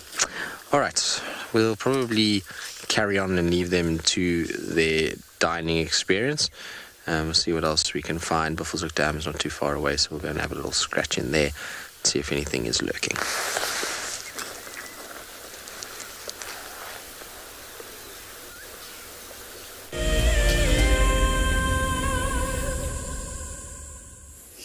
Yeah, just now, if you look carefully through the bush there, there's a lion that's disappearing through these trees. We're just going to drive around and see if we can catch up with him.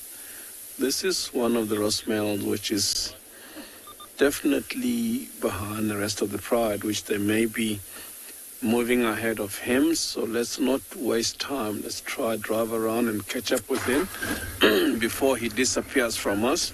So finally, we found those lions that we were trying to look for.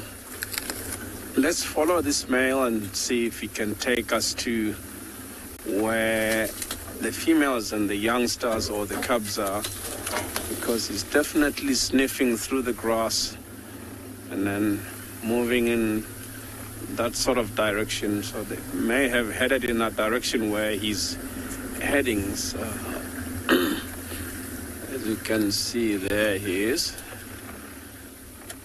straight in front of us there. And you see he's just sniffed on the ground and making that funny face. That's what we call the Flemon's face, which that's definitely where one of the lionesses have urinated. So he was just tasting the urine through the Jacobson's organs to see whether the females was on hit or not. So he's moved again, sort of like disappearing through the bushes, and then we're just gonna keep following him. He's definitely leading us to where the rest of the pride is. As you can see, he's moving quite steadily. So I'm sure that's where the pride is headed, along that path where he's going.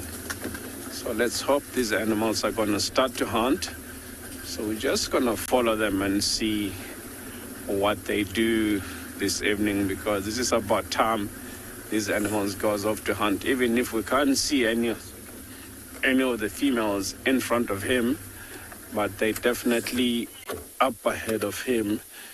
So let's hope he's gonna take us to where the rest of the pride is, and hope see them.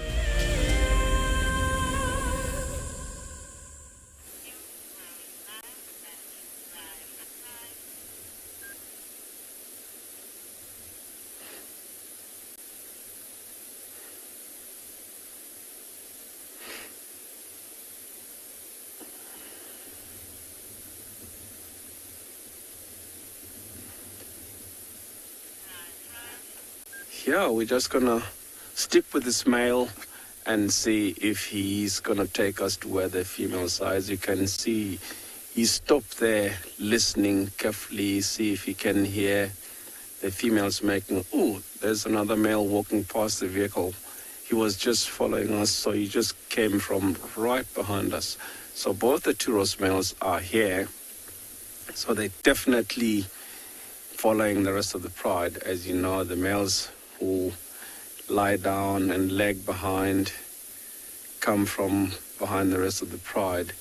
Like, as they're known, coming to eat first, let the females do the hunt. But that's not true. These animals do hunt, not as much as the females. I personally think because of the mane, they know they can easily be exposed. So when they're with the females, they'll let the females do the rest. But bring something big down, like a giraffe or a buffalo, they know it needs more strength. That's when they move in and help. Like 4 or 5 mornings ago, we saw this Birmingham Pride taking down a buffalo, and then the male was there to help. So he definitely did participate on that hunt. So let's follow these animals and see where they're taking us to. Otherwise, sometimes the males can be alone by themselves. A couple of days patrolling the territory to see if there's no other males intruding them. Then they need to hunt. I've seen a male lion on a giraffe, on a buffalo kill by himself. They do hunt, not as much as the females. It's just like when we say hyenas are scavengers. Hyenas do hunt. They're responsible for 40% of their own hunt, and even more successful than the lions because they have more stamina. They can keep up the same pace for quite a long time. Otherwise, I would say all the predators are opportunists. They take whatever is there. The only animal that doesn't go for anybody's food will be a cheetah. Oh, look at this, one of the young stars or the cubs lying on that beautiful termite mound there. I'm just gonna stop here. As you can see, the two brothers rubbing their heads against each other. If you look slightly to the left of the mound, there's one of the cubs, and lying on top of the mound watching the males. Possibly the mothers are here, and then the rest of the pride may be behind the termite mound. So these animals are just gonna lie down. This is what they do once the sun has gone down. They'll walk, stop and listen. Walk, stop and listen until they hear something. So once they start stalking, thank you very much. Yeah. Otherwise, once they hear something and then they start stalking, and then the cubs will know to stay put and wait for something to happen, or just listen carefully. As soon as the chase starts, once the females have succeeded, the cubs will know if it's not far from there, and then they'll take off in that direction and get something to eat. So not too long, I'm gonna drive around. Let's just wait and watch that cub playing on top of that mound, because it's very playful, the cubs, when they're still young like that. If he happened to go down, we'll drive around that mound just to check, because the males have just gone around that mound. So I presume the rest of the pride is behind this termite mound there. See that one cub is just gone down below. And then, as you can see, it's a bit dark now. Let's try drive around, see if we can see the rest of the pride. I think they're just lying behind this termite mound here. I can just see one that's still.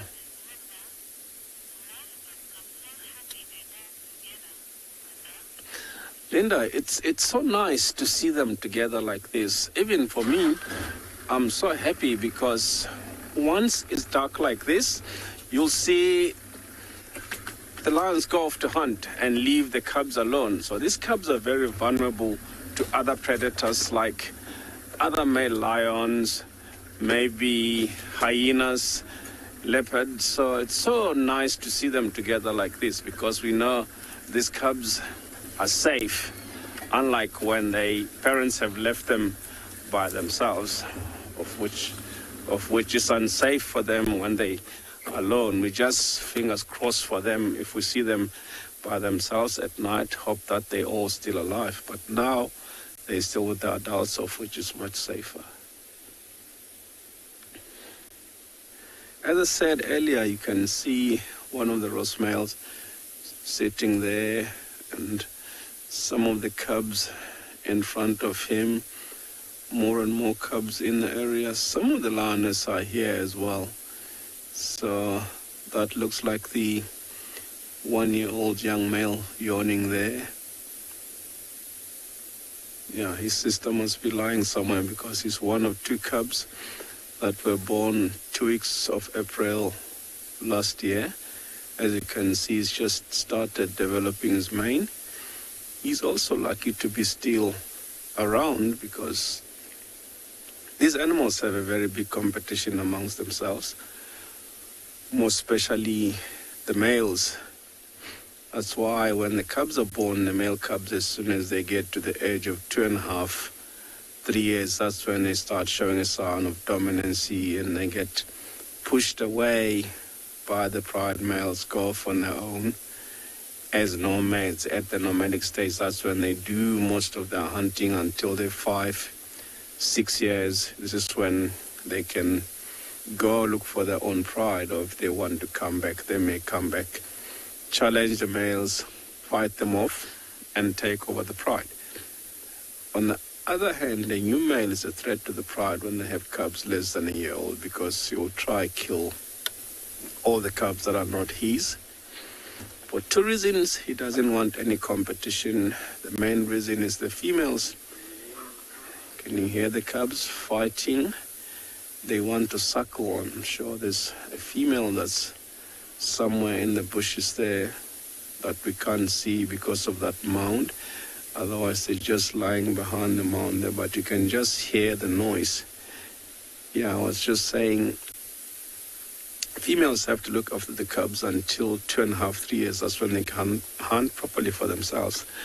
And as soon as the new male is taken over the pride, he had to wait that long before mating with the females. But once the cubs have been killed, then the females will come on to hit within the next couple of days, and then he can mate and have his own cubs. As you can see here, 2 roast males are here, and the rest are Birmingham lionesses with their cubs.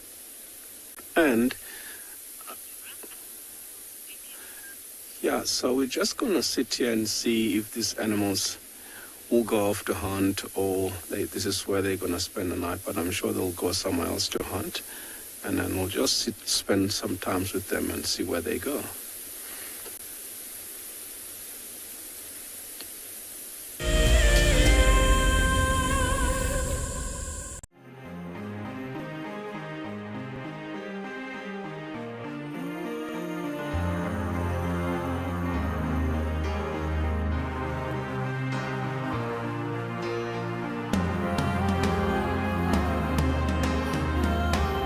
Suspended above Kenya's Masai Mara is a breathtaking lodge where unrivaled service goes hand in hand with extraordinary wildlife sightings.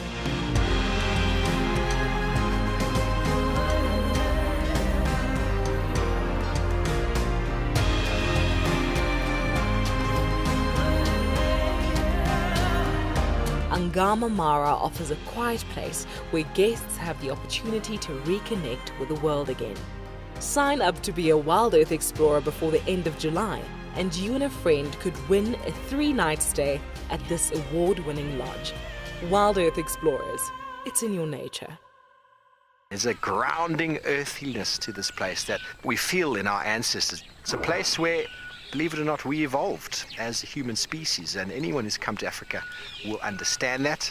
The connectivity that the continent has to the person and to people's souls is next level. I am thoroughly looking forward to taking you on your next adventure when we explore all the small and big things. Catch up with the guides daily here on WildEarth.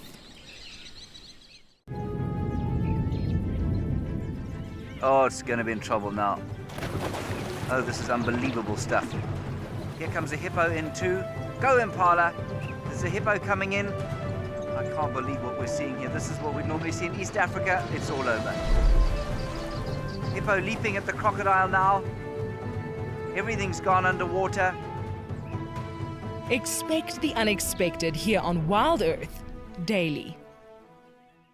My name is Steve, and one of my favorite things at WildEarth is getting questions from you. The type of questions that I really like are those ones that really help us to unpack and understand and really integrate the ecological knowledge and fully appreciate the importance that animals such as these Cape buffalo bring to the ecosystem. If you want to ask a question on WildEarth, you're going to have to register on the website. But once registered, just head on over to the live safari page and enter your question under the live feed.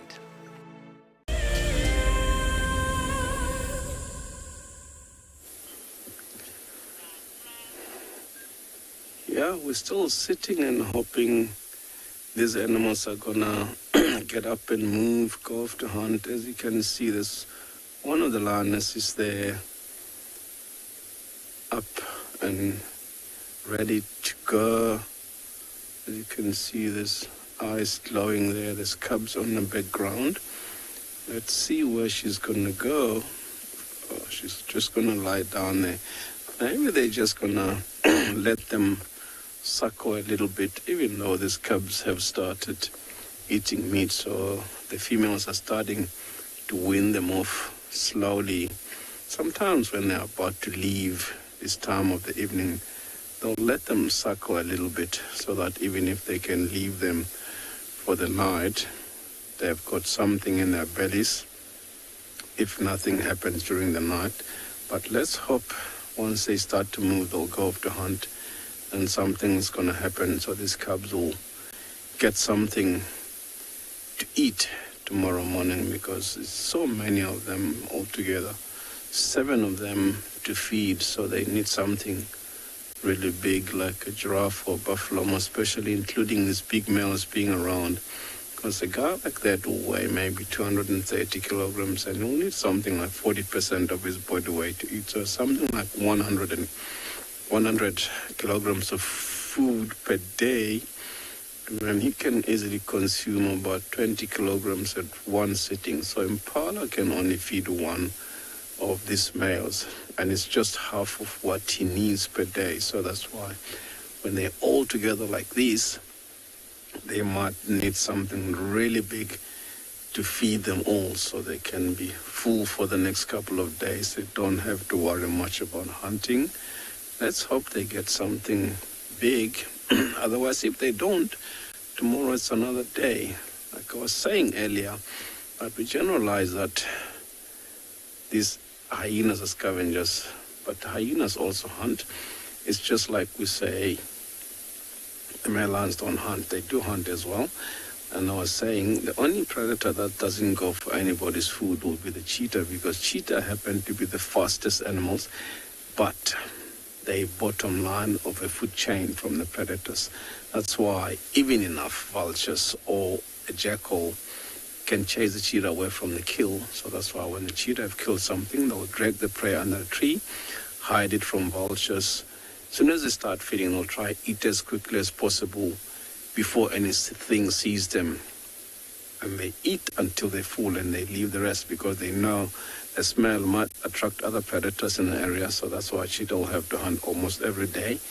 Unlike these animals, lions, when they kill a buffalo or giraffe, they've got food for 4 or 5 days, depending on how many they are. A leopard, if they manage to take the carcass up in the tree, they've got food for another 2-3 days. And yeah, I've seen lions scavenging from hyenas, from cheetah, from leopards, from wild dogs. These animals will look for vultures going down, so they know there's food. So they'll quickly go over there and chase the vultures away and take over whatever is there. That's the reason I say all the predators are opportunists besides the cheetah. So let's hope tonight is going to be the night for them. They might go off to hunt and get successful with something a bit bigger, because if they kill an impala,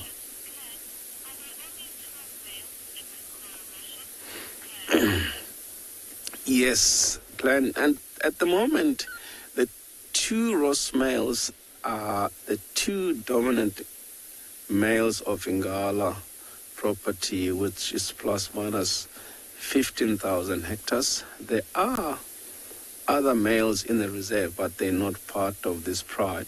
Like the Birmingham young male, or he's now a male because he's reached maturity. He's on and off with this pride. A few days ago, he was with the pride. He just know to leave when the two Ross males come, because he's like competent. He competes with them at the moment. He's fully grown, he's reached maturity, and he doesn't want to leave the pride. Yes, normally people will ask why there's two males with the pride. Largest coalition I've seen was 5 males together in one pride.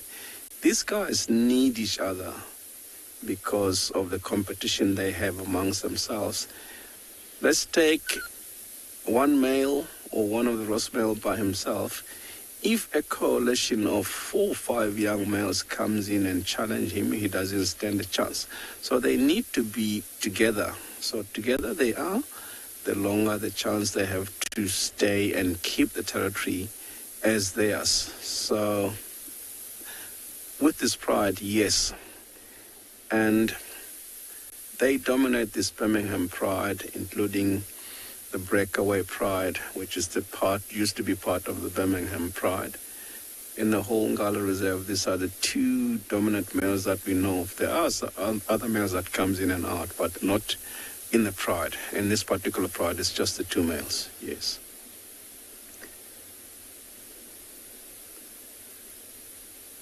As you can see, the cubs are moving from one animal to another.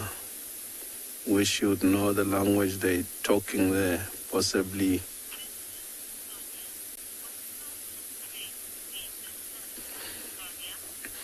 Yeah, Sonia, if they bring down a buffalo or a giraffe, like I mentioned 4 or 5 days ago, we saw them on the buffalo carcass, but the 2 big males were not with the pride. It's just the Birmingham male that was with the pride, and it lasted them about 3 days, and then the 4th day they finished the carcass in the morning. So buffalo will last them about 3 or 4 days, giraffe maybe 4 or 5 days.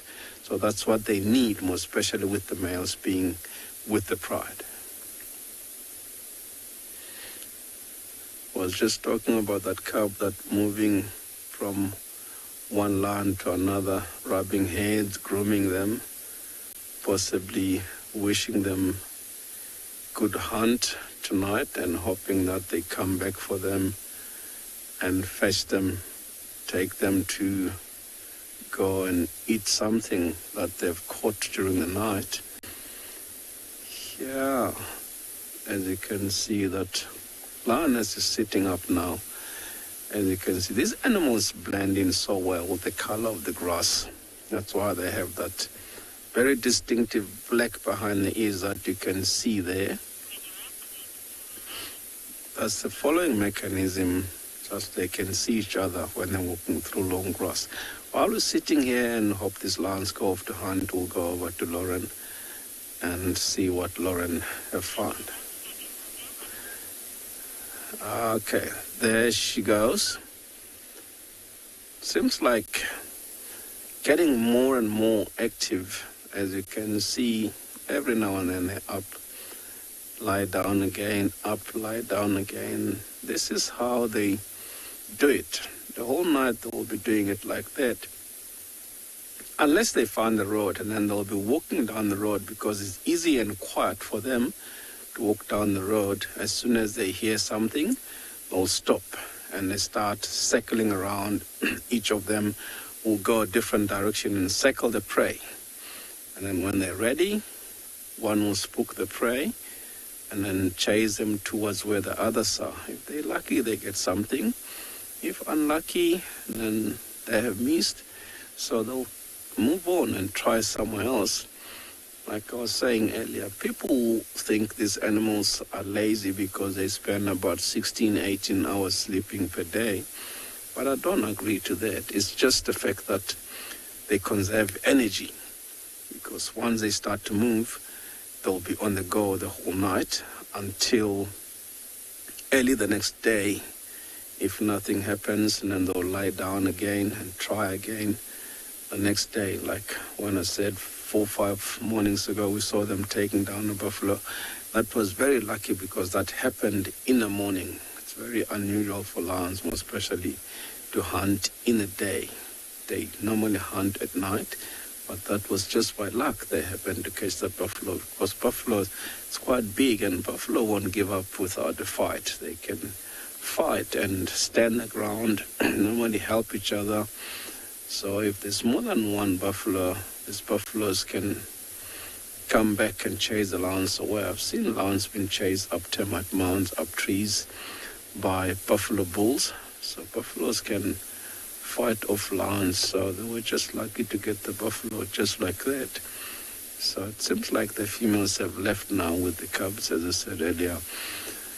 The males will lie down, come from behind, let the females do the rest. But once something big been caught, to bring it down so quickly, the males know how to participate.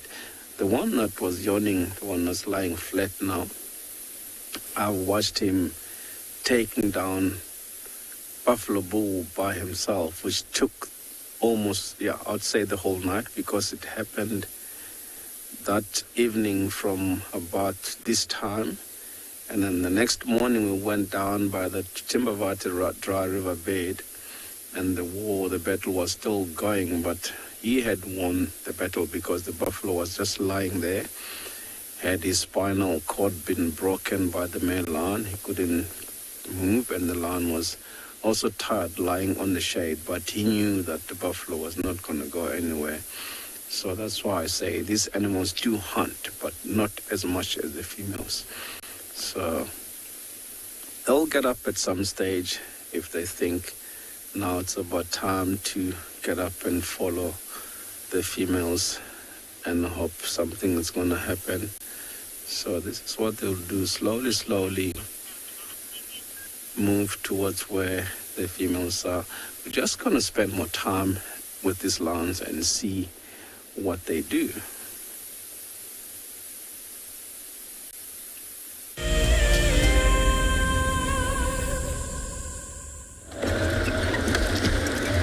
It's that time of day where, well, the spotlights are out. The sun is long gone, and we're now looking for eyeshine, trying to find some nocturnal animals. It's not as easy as it sounds.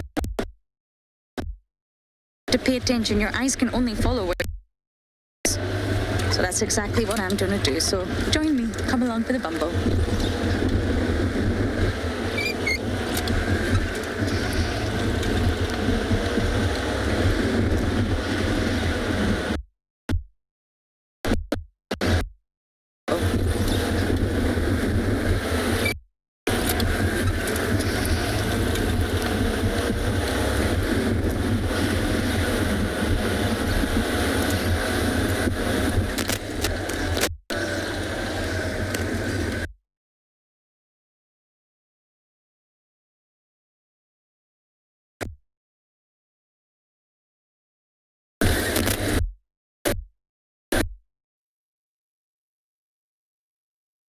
The infrared.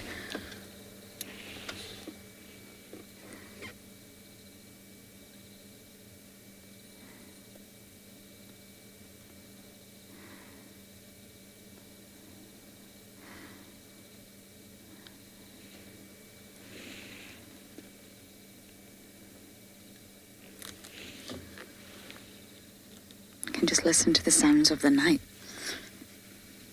You never know what you might hear. Roaring, sawing, whooping, footsteps, alarm calls.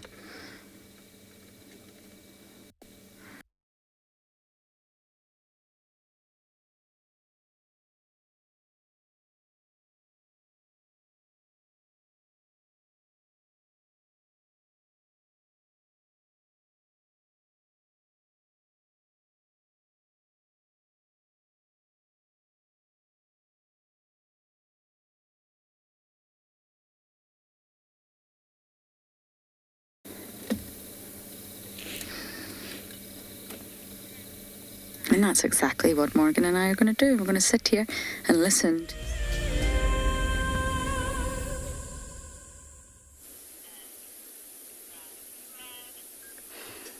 Here we are, as you can see, the grooming session, and the rest of the pride have just left him behind.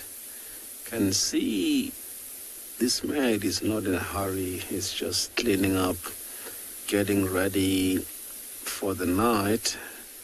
He possibly knows he's got a very long night. That's why he's cleaning up there.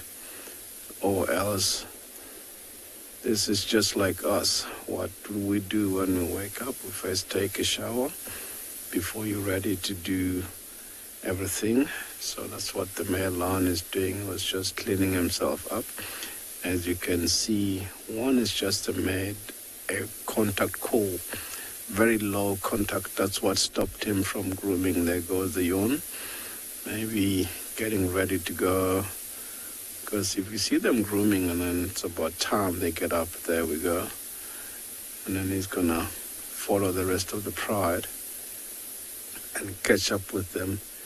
Because he knows they're definitely on a hunt. He doesn't want to miss out on something, because if they catch an impala, that's not enough for all of them. By the time he gets there, there will be not even a piece left behind for him. That's why he doesn't want to waste much time. So he's up and moving. So as you can see, he's moving through this bush here. He might disappear. We might lose him not too long. And then soon I'm going to start the vehicle and try follow them so that we don't lose these animals, and follow them and see where they go, possibly watch them hunt. That's what we're going to do now. Let's just follow these animals and see where they go. This is very exciting when you're following lions at night like this, because you know something might happen at the time of this evening. See, they moving through this beautiful bush.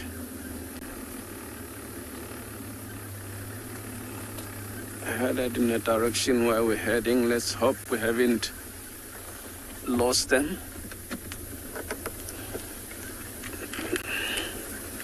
Because the females were moving quite steadily.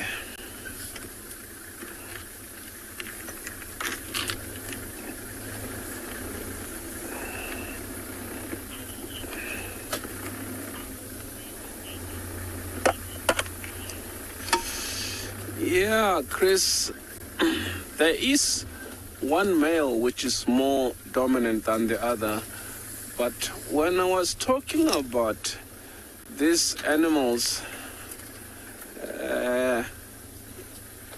other lions killing cubs that are not theirs, these animals sometimes, the females will know of that.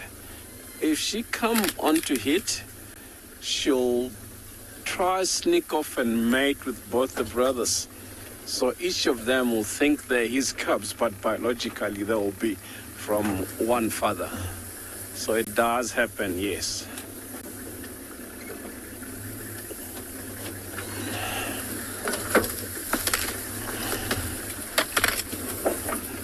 You can see they've just gone through a very difficult terrain here.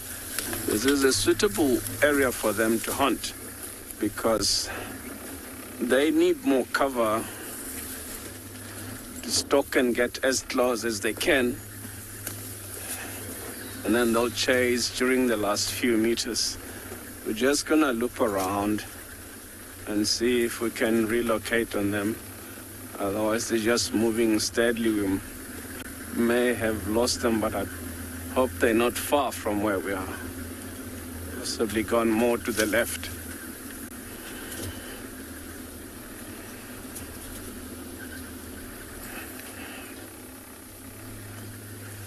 Yeah. It's amazing how much distance they cover in a very short space of time.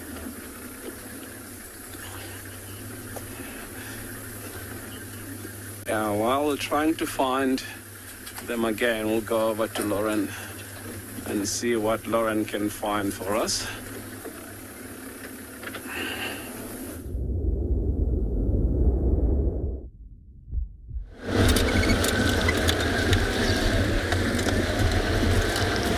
We had the best evening with Tandy. She slept and she curled herself even into a tighter ball, if that was possible. And we sat with her and we sat with her, and you know, it's those moments that you've actually got to appreciate. No one else was in the sighting. I called it in, no one responded, and we just sat with her in silence. Just spent some time with her. Eventually she got up and left. She headed east, so she's gone along Gowrie Main in an easterly direction. I think she's still looking for Mareebs. She's probably saying, Mareebs, where are you? I'm only joking, that's massively anthropomorphizing, but she's still seeking him. And I imagine they'll be around tomorrow morning. If it's not on the southern section of Torchwood, then they'll be in Chitwa. And I know that Tristan's desperate to see them, so he must head that way. We also bumped into the hyena cubs. Running amok. My goodness, with no adult. And they disappeared into the thicket. So we stayed with them for a minute or two, but they disappeared. So it's not great news. Even in Ngwazi's the oldest one now, Ribbon's son. He's not old enough to be completely on his own. He needs to be following an adult. Doesn't have to be Ribbon. It can be one of the other females. It can be Swazi. It can be Falco. Even Sutu. Sutu's a sub-adult. But he's not old enough to be sort of running on his own.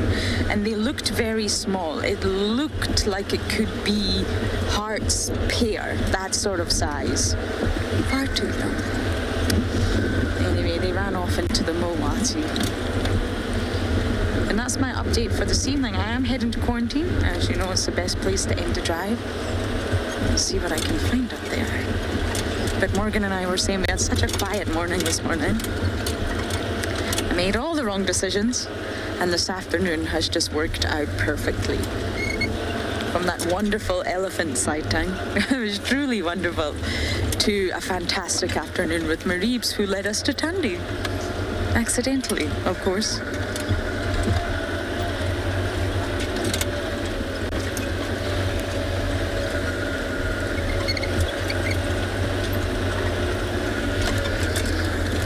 I'm gonna make my way up to quarantine and see what we can find for you all there.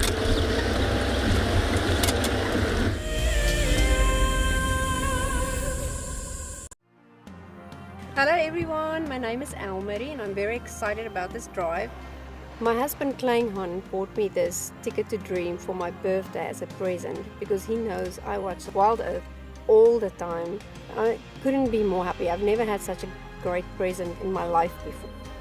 If you want to go on safari with a WildEarth guide, whilst honing your bush knowledge and of course featuring in one of our shows, then head over to our website.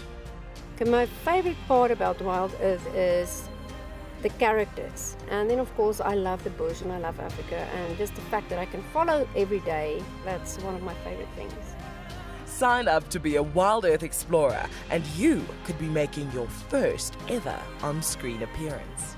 Being on a live drive on WildEarth is really great because you can actually now smell the bush, see the animals in real life. You have to really make a plan and just do it. Hello everyone, my name is Trishala and I am a naturalist and safari guide here in Djuma Game Reserve in the Sabi Sands in South Africa. I think that the information that we provide, and most importantly the questions that you ask, give both you and I a really good idea of what's going on. My friend Fernando here, he's a flat-necked chameleon, and I love them. They're just these gems that you manage to find in the bush. Catch up with the guides daily here on WildEarth.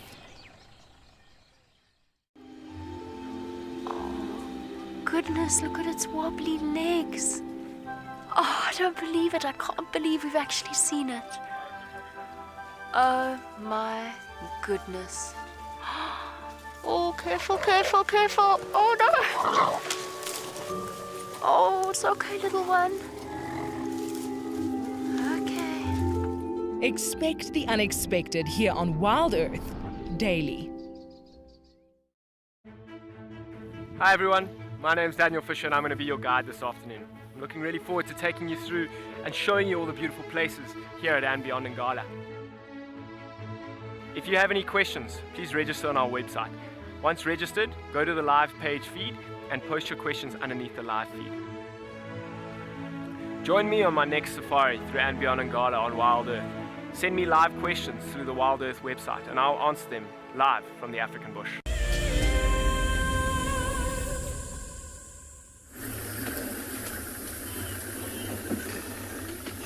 Yeah, it's getting thick here, so we're just gonna leave these lawns and try follow up tomorrow.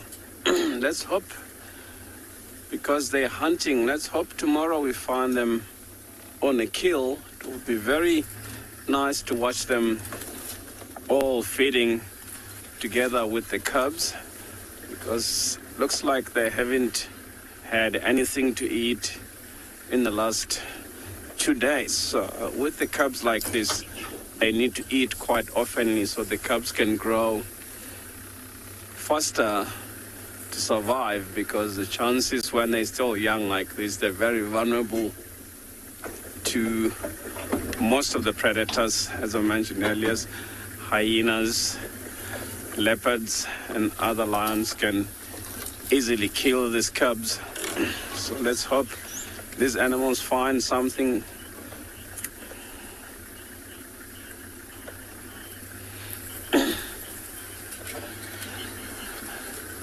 No, I don't, because I'm in the vehicle and they won't just go after me. They would prefer going for an impala than hunting this vehicle. Otherwise, these lions born and grew up in front of these vehicles, so they're used to these vehicles. They see these vehicles when there's cubs, like those cubs you saw, so they start associating these animals, these vehicles, to another wild animal that's never done anything wrong to them. So I'm not scared when I follow them, because as long as you know what to do, then it's safe. It's not that I'm just following them without knowing what I'm doing.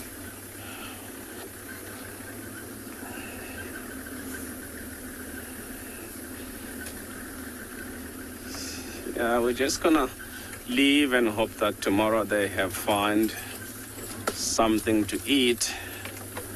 Or if they don't, tomorrow night is another night. So they'll try again tomorrow night. If they don't get successful, they might even try till late tomorrow morning.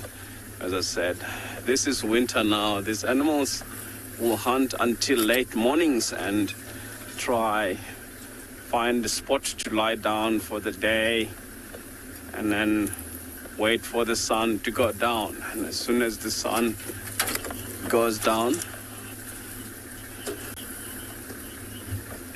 yeah, while we're moving out of this block, we'll go over to Lauren and see what Lauren has found. Yeah, let's hope.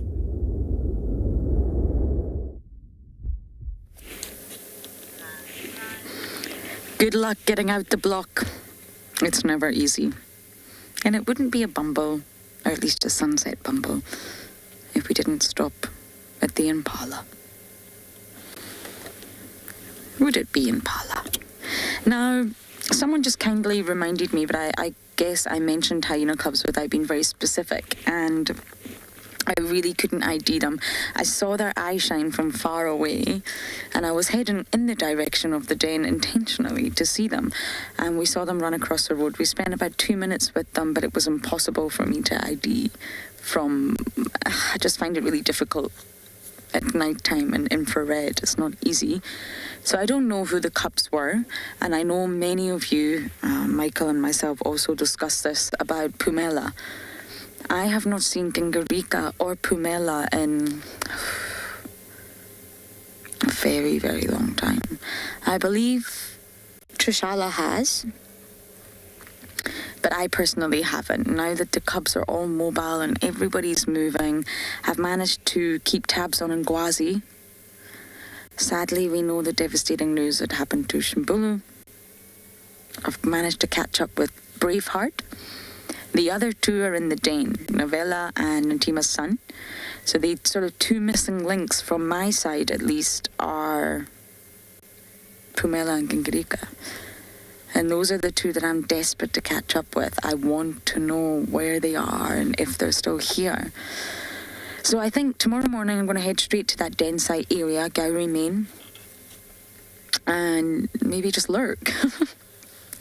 Be a lurker and just hopefully try and see if we can spot these cubs. But as I say all the time, dam cammers or zoomies, if you watch that dam cam, keep us updated, because really that's going to be key to identifying these cubs. They will come to quarantine. They're in our camp all the time. And Djuma is still very much their territory, just because their den is a little bit south now.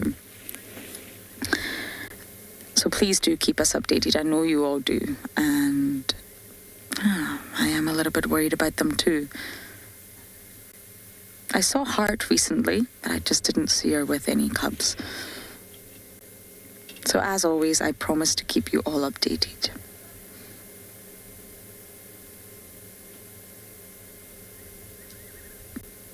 What a wonderful drive it's been, really. I've thoroughly enjoyed it.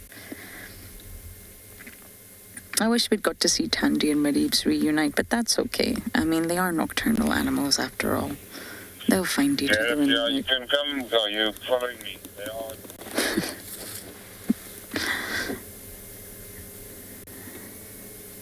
And the impalas are getting ready to hunker down.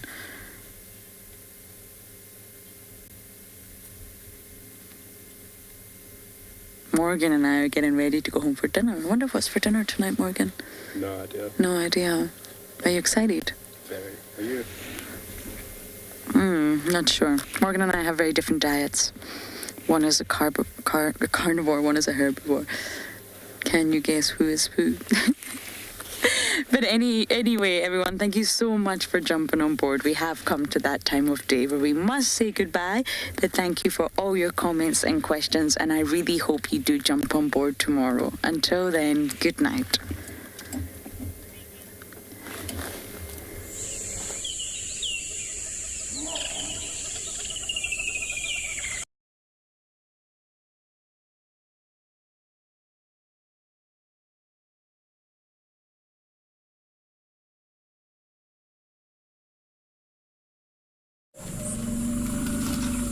This program features live coverage of an African safari and may include animal kills and carcasses.